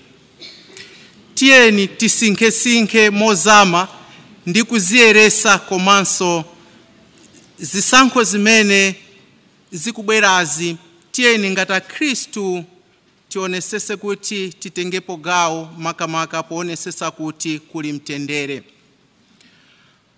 Pamene tikupita ku nthawi ya kampeni wa zisankho zimene zikubwera mu Septembala, ndimafuna ndipemphe kuti mwina kutheka kuti zipolowe zimene zimachitika nthawi ya kampeni, anthu amene amayambisa ndi Akhristu. Koma tiyeni tiganize mozama kuti tonsefe ndife ana Mulungu, ndipo tikatha kukhapana tidzabweranso kukumana ntchalichi muno ndi kumayang'anizana ndi kumamverana chisoni. Ndiye si zinthu zabwino kwenikweni. Tiyeni tionesese kuti tikhala anthu oyambirira kuonesesa kuti kumene tikukhala kukhale bata ndi mtendere. Mundilolenso kuti ndithokoze abungwe la Friends of Adiko kapena kuti ansembe achibadwiri amene anakonza fundraising yopeza ndalama kuti akonze nyumba ija ya kulikuni kumene amakhala ansembe opuma. Chimenechi ndiye chikondi chenicheni chimene mwina nsembe ya misa ya lero ikuyenera kutiphunzitsa.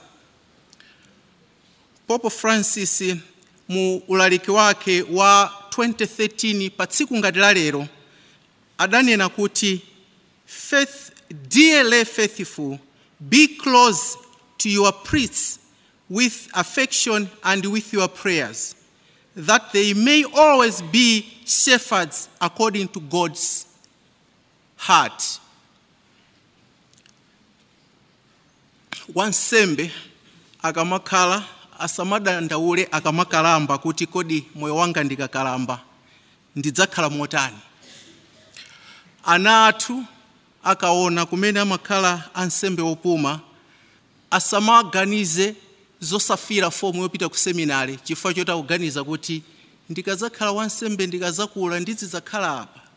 Choncho ndimafuna ndipemphe kuti ntchito imeneyi tiyeni Akhristu tigwirane manja mpaka ifike kumapeto kwenikweni, kuti ansembe amene atitumikira pakati pathu akakula akafika nthawi yonena kuti akuyenera kupumula asakhale kuti ali mchipinjo chifukwa cha malo amene akukhala.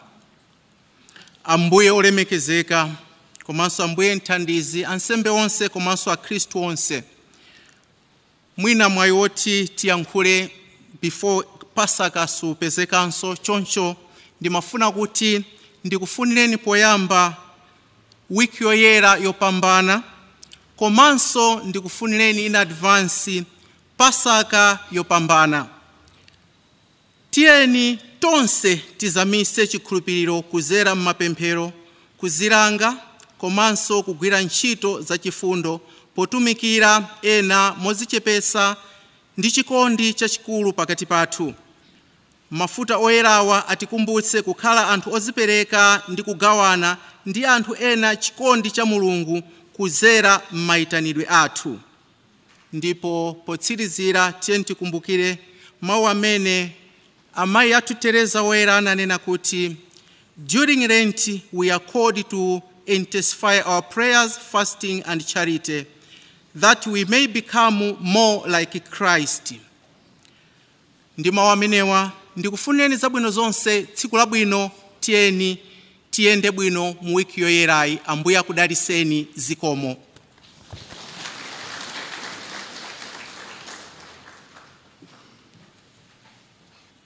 Ulemu kwa ambuye Archiepiscopi ambuye George Tambala, ulemu kwa ambuye Vincent Mwakwawa, amonsinyo ndi tonse amene tasonkhana muno.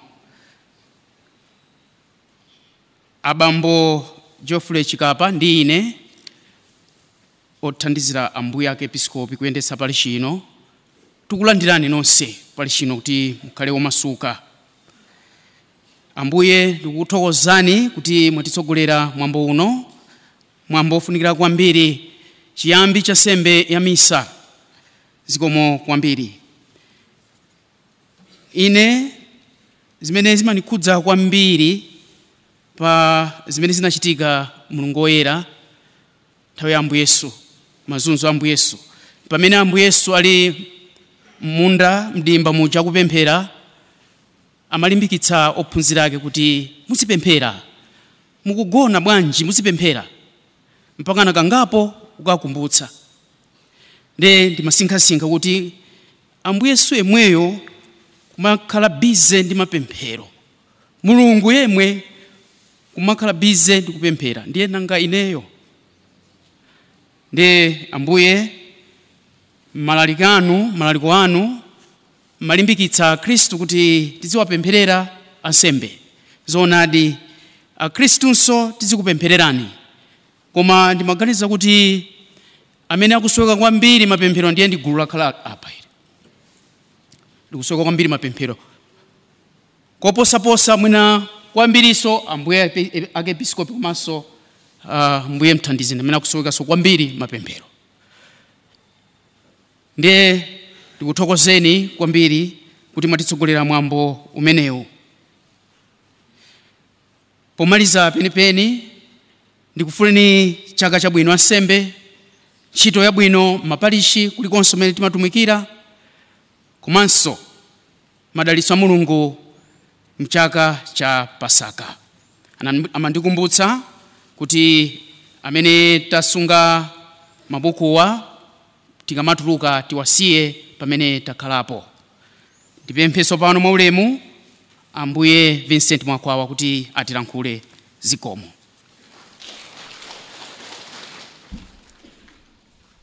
Maulemu aperekedwa kale. Ine pali zinthu zitatu zoti ndifotokoze. Choyamba ndi cha sinodi ya Archdiocese.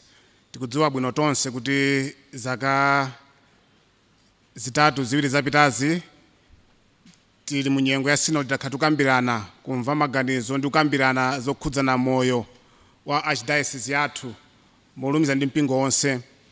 Process imeneyi ikufika kumapeto.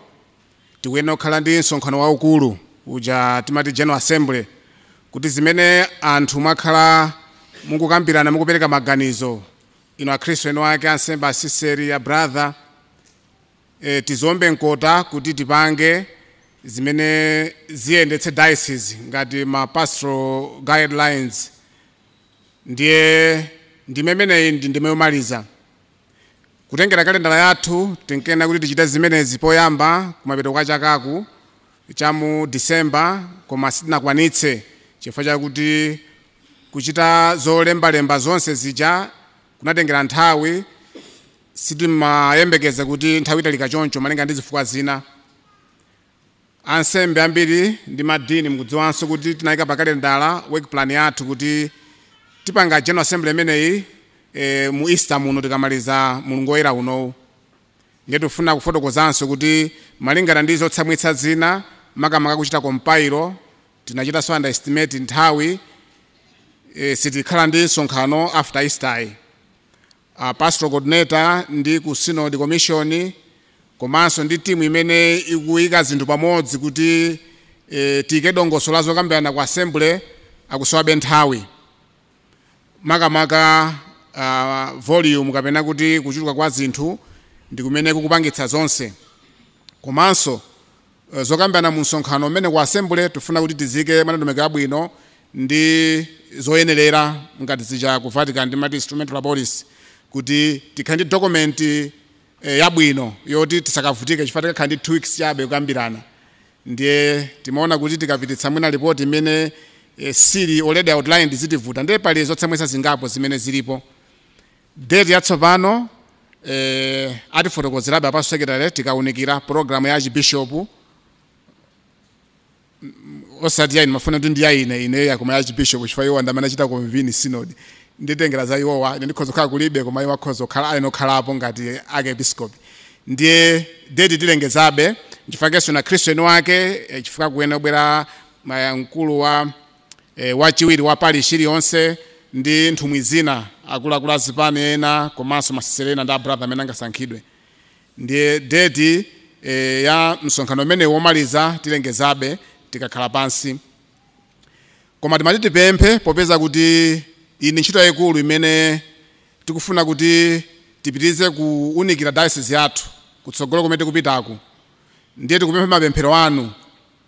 Ndi ntchito yofuna kwambiri mukudziwa kuti ngati achitasi za Lilongwe timayendera misonkhano ngati imeneyi imene malamulo a mpingo mukanano amapereka kuti archdiocese kapena diocese kuti iyende bwino pakusweka kumamvetsera.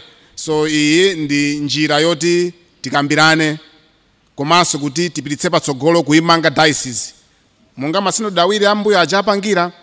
Ndiye tipempha mapemphero chifukwa chakuti mwina anthu chifukwa tatenga nthawi mwina tingati kuti chidwi chikuchepa. Of course tili mavuto osiyanasiyana m'makommunity m'makomo ndi mdziko ndiye zolinga za mapemphero mudzikumbukiranso kupemphera archdiocese makamaka synod process imeneyi kuti timalize bwinobwino. We need your prayers kuti timalize bwino zonse zende bwino. Of course zonse kuli mavuto za ndalama sinafotokoze chifukwa nanga simapalishi pano pambiri ndi nthawi yovuta ino sinjo zibombo fumu. Ndiye ndalama sizikubwera ndiye zikumavuta ambiri ayi tikasidakolole. Ndiye zinaso zimene zotsamwitsa kuti mwina kukacha kumafika mmene muno potena yambokolola masikaso ndikhope mwina mbopereka Khristu sichoncho. Simuvomera simupereka masika chabwino simunakolole kwa mukakolola. Ndenewe mapemphero anakusowekera kwambiri kuti process imalizike bwino. Chinthu china chachiwiri chimene Archiepiscopi andituma kuchokeranso mu office ya Vicar General kuti pali zambiri zimene tikuchita ngati ku administration kumvetsera kusinkhasinkha discernment ya mmene tidziyendetsera diocese kutengera kuti diocese ndi yayikulu komanso tili ndizochitika zambiri. Pali nthawi zina tikanakonda kuti ife ngati Episcopi tibwere tidzipanga mapastoral visitation madinale maparishi mukayendera koma ndi mmene zinthu zilili tiona kuti ntchito zikali zambiri. Tinali ndi msonkhano dzulo ndi madini kukambirana kuti tipange bwanji.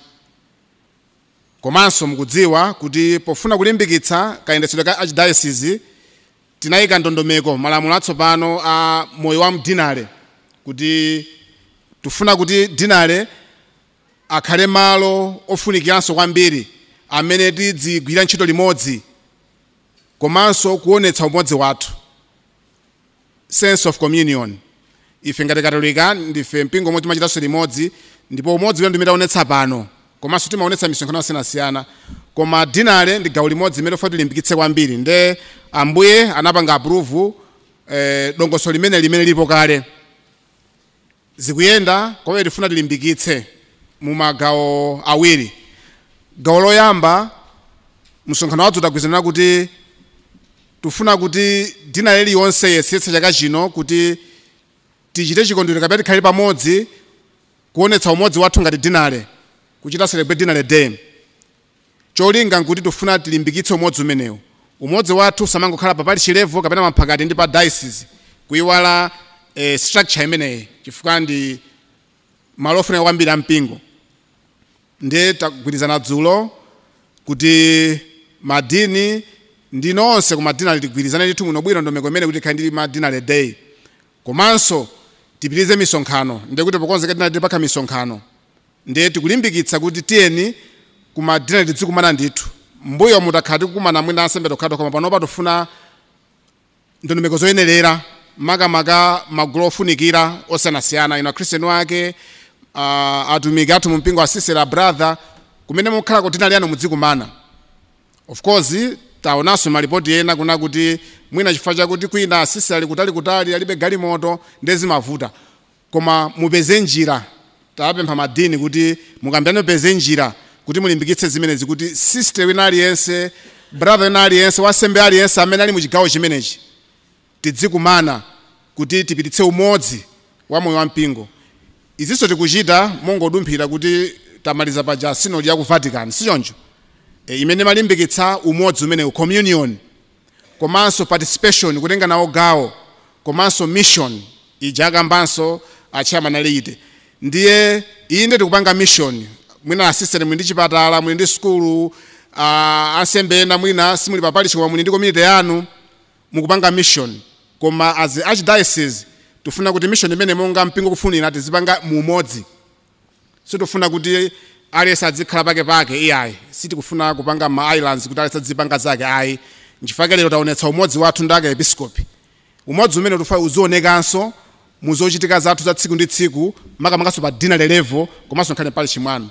Ndiye tikutsindika kuti madini akaitanisa misonkhano kuti tonse tikumane, atsogoleri mpingo, asisera brother, ansembe, ngati enanso akhristiani wake tibwere atsogoleri. Malipoti akamabwera ngati sizikuchitika ndi kuti tiona zochita, koma tufuna umodzi umene ukule monga papa kufunira, monga mpingo kufunira. Kachiwiri pa dinale ponso kupatula misonkhano imeneyi ndi tapemphanso ifa episcopi titamvetsera ndi kusingasinga, tapemphanso madini kuti ayambe ntchito ina yapadera. Tapatsa mphamvu kuti adzita ma pastoral visitation. Madini alemba programu yawo akakhazikika mu dinale lililonse ayendere maparish. Akakumana ndi bambo mfumu kapena ansembe kukhala nawo pansi kumva mmene mpingo kuyendera ntchito kuyendera m'malo mwa ife. Komanso akumana ndi akhristiani wake, executive kaya ndiye naonse oyendesa apa parish akhristiani wake, komanso atsogoleri mabungwe paokha. So gulu lonse alimvetsere paokha kuti tipitirize kugawana moyo wa mpingo. Nkhani ndi yomweyo, sense of communion, participation, komanso the mission of the church. Ndiye dongosolo limene tufuna kuti tikutindana pano kuti ansembe tonse asise timvetsere zimenezi kuti zimene tufuna kuti tichite pofuna kulimbikitsa kumanga umodzi wa diocese yathu, komanso kupititsa patsogolo utumiki umenewu. Zonsezi ambuye akakhala pansi bwinobwino alemba kalata. Kachitatu, anena kale amaso ofisina muziti mu chaka cha jubilee. Ndiye pali zochitika zosiyanasiyana mu maparish, mabungwe, komanso pa archdiocese. Ndiye ku ECM monga fotokozera anayika ndondomeko zazikulu ziwiri kuti tikhale ndi chaka cha Eucharistia. Ndipo amene tichite chaka chimenechi kuchita host ndi ife alilongwe archdiocese, komanso kuli chaka cha ana. Zonsezo tipanga ndifeyo, ndiye ntchito ilipo kwambiri. Ndiye tifuna kubwerezanso kupempha kuti tikonzekere bwino. Ndi ndondomeko izi zimene ku ECM tinagwirizana ngati mabishopu, chifukwa ife ndife host, komanso maparish onse madiocese amene participate tinagwirizana mabishopu kuti tikuyenera kuti tiyambe kukonzekera pano, tisadikire kuti kongresiyo idzatiphunzitse kuti kupembedza mkutani kapena kuona kwatisa mkutani. Ndiye tikupempha azibambo mfumu onse, of course zimene tinazo ambuyeso alemba kalata angondiuza, koma tikuneneratu kuti kalata ikabwera musadabwe. So I'm not preempting, but I'm indicating what the bishop is going to write. Kuti tiyambe kwambiri kupemphera, tipemphere zolimba kukonzekera zaka zimene zizi. Ntchito yeku imeti nayo. Ya ukatisi kongresi komanso chaka chana. Komanso mapalishi ambiri mumapanga leo udalitso, mupitirize, koma tufuna kwambiri kuti mupangenso maphunziro oposa, animation, formation ya Kristo wathu kuti amvetse kuti kupembedza ndi kutani. Komanso kuti anthu achulike kubwera kumwambo otani kodi opembedza, kuti akhristu adzibwera, kuti adzipembedza, kuti timvetseretu chifukwa ife mahosi zikamadza chitika tisamakakhale ongoonelera ongoyang'anira, koma tikachite participate actively. Komanso ena sakabwera ndikuti kuno kwamachita kongressija kupalishi kwanunso nanunso amene simubwera ano muzikakhale limodzi nafe moyo umene wochita limodzi. Ndiye tikupempha kuti tiyambe kukonzekera makamakazi bambofumu ndi ansembe kumapalishi. Mapalishi amene simachita udalitso mwambo wakupembedza, Ambuye Yesu alemba kalata imeneyi tikamamba Easter kuti unikira kuti tiyambe palishi liyonse mukonze tsiku. Tikanakonda ndithu kuti mapalishi tonde bwinobwino mudinele mwathumu kuti ngati kusinthana ena madzipanga kaya Monday na Tuesday, kuti diocese yathu ikhale kuchita continuous prayers ndi Ambuye Yesu, tipemphere ndi Ambuye Yesu tsiku ndi tsiku kuti timbitse moyo wathu. Zimene zikuchita mu Jubilee. Komanso musayiwale kuti ngati achidiocese tili ndi program ya synod iyi, komanso tili ndi zambiri zimene tifuna kuchita. Monga nakamba Master of Ceremonies kuti tipemphere diocese yathu, mutipemphere ife, tipempherane chifukwa ifenso siti kugona tulo usiku tikuvuta chifukwa pali ntchito zambiri, pali zochitika zambiri. Ndiye tikusowa mapemphero ano kwa Ambuye Yesu kunenere mapemphero a corona mutipempherere. Komanso mavuto amene nawo m'dziko muno, pali mavuto ambirimbiri, njala, zachuma, maphunziro ndi zambiri zimene zikuchitika. Tusowa kuti tipite kwa Ambuye Yesu mwene wake kudzera mapemphero apadera amene ngati audalitso. Inde ndi chaka cha Ukaristiya, koma ifenso tikuonjezera zolinga zina ngati archdiocese komanso ngati dziko. Komanso kuli masankho sichoncho. Ndiye masankho amene ofunanso pemphera zolimba kwa Ambuye Yesu mukaristiya. Ndiye zonsezi Ambuye alemba mukalata, koma anandipempha kuti ndifotokozeretu kuti inuyo ansembe athu ndi masisere athu tidzipereke tokonzekera zimene zizi kuti tithandize diocese yathu kupemphera zolimba, kukonzekera kupemphera zolinga zathu, makomo athu, komanso dziko lathu, komanso dziko lapansi. Tisayiwale dziko lapansi chifukwa dziko lapansi kuli zambiri zimene zikuchitika zimene zikukhuza Malawi. So tiyeni tipemphere. Zochepa zamatuma Ambuye ndi zimenezi zikomo kwambiri.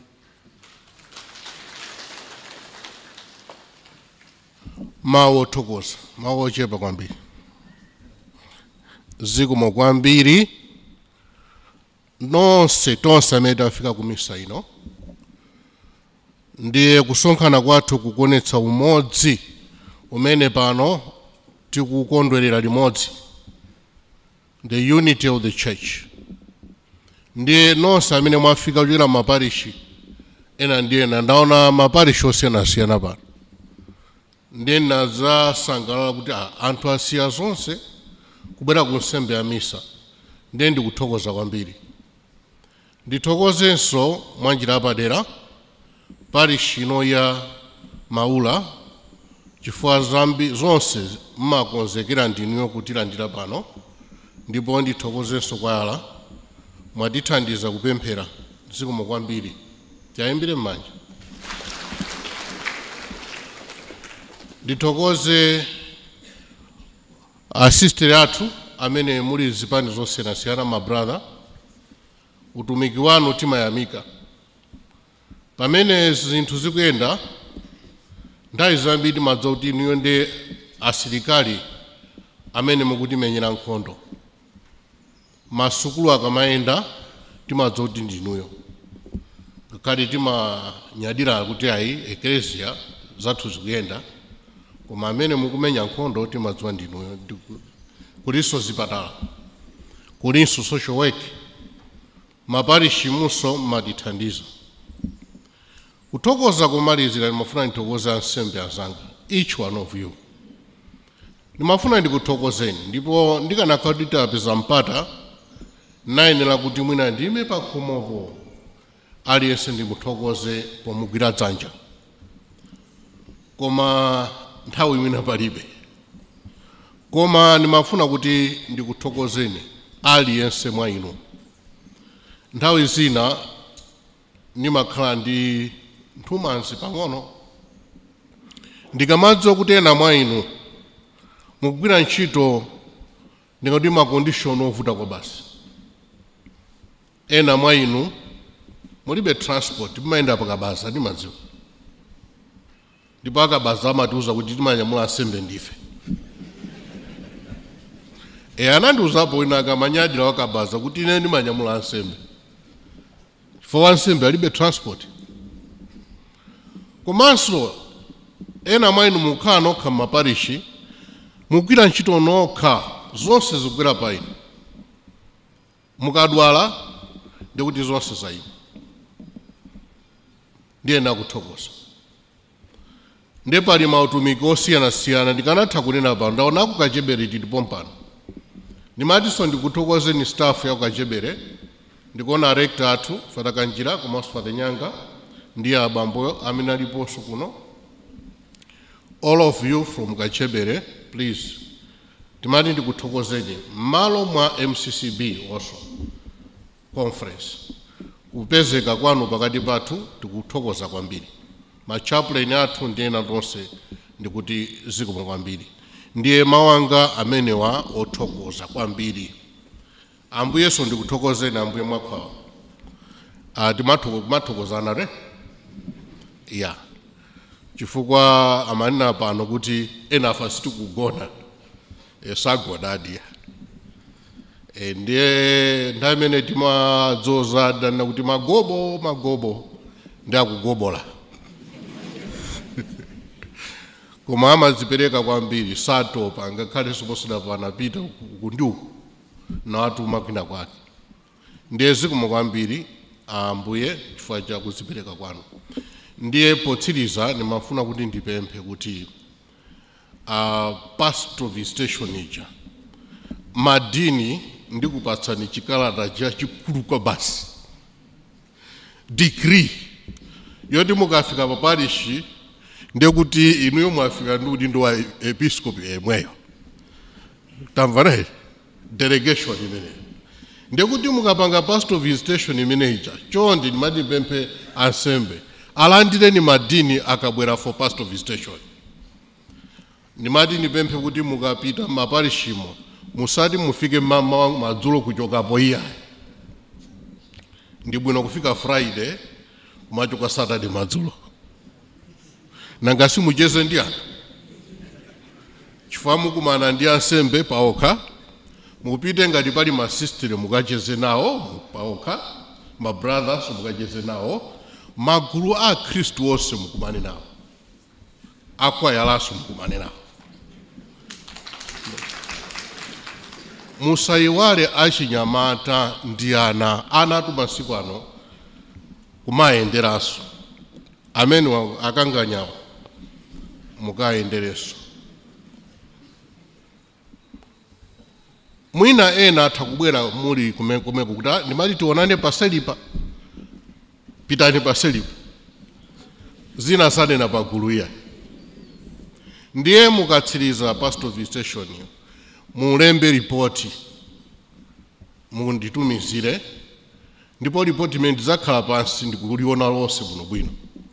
Cholinga chofuna kuti tithandize maparishi. Zikanatha kutheka kuti maparishi 50 ine ena tipanga ine ndemwe pastoral visitation ambuye mwakwaso apitaso kwina. Koma it is impossible to do pastoral visitation for 50 parishes in 1 year. It's impossible. Ndiye ndimati ningopempha kuti alandireni madini. Pena paka makayikira kuti koma mwina akatifunsa kuti mphamvu mwachokera nazo kuti. Ndiye ndikupatsani mphamvu. Chabwino. Potsiriza penipeni tipempherere dziko. Ndiganiza kata ya maepiskopi munthu tinamva tikubwereza tipempherere dziko. Panonso chairman Maleite abambo fumu ambuye nkhani imene tikubwereza.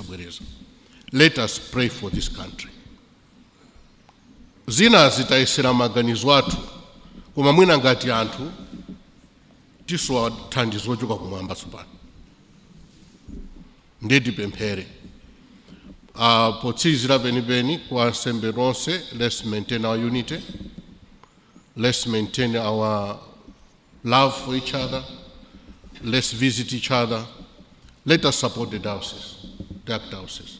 Zikomo kwambiri Mulungu atidalitse.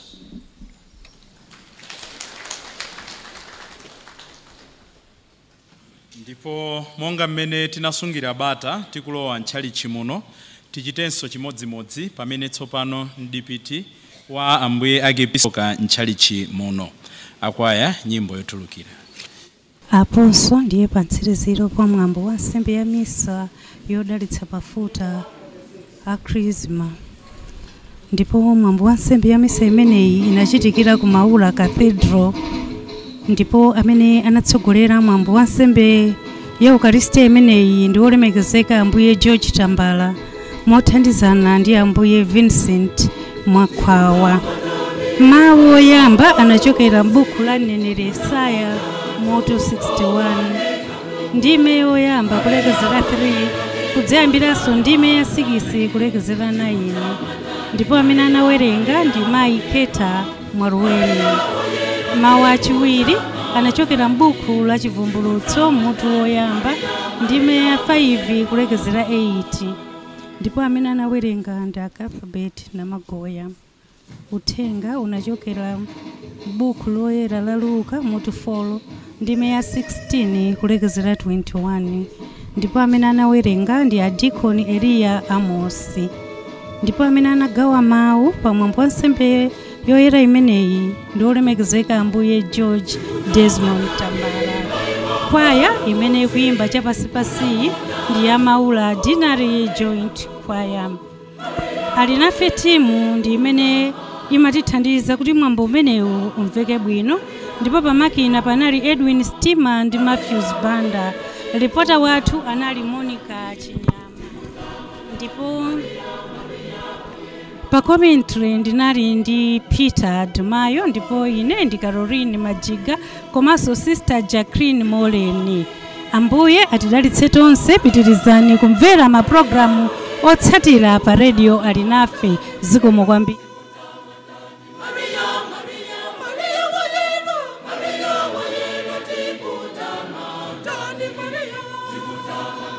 Maria, Maria.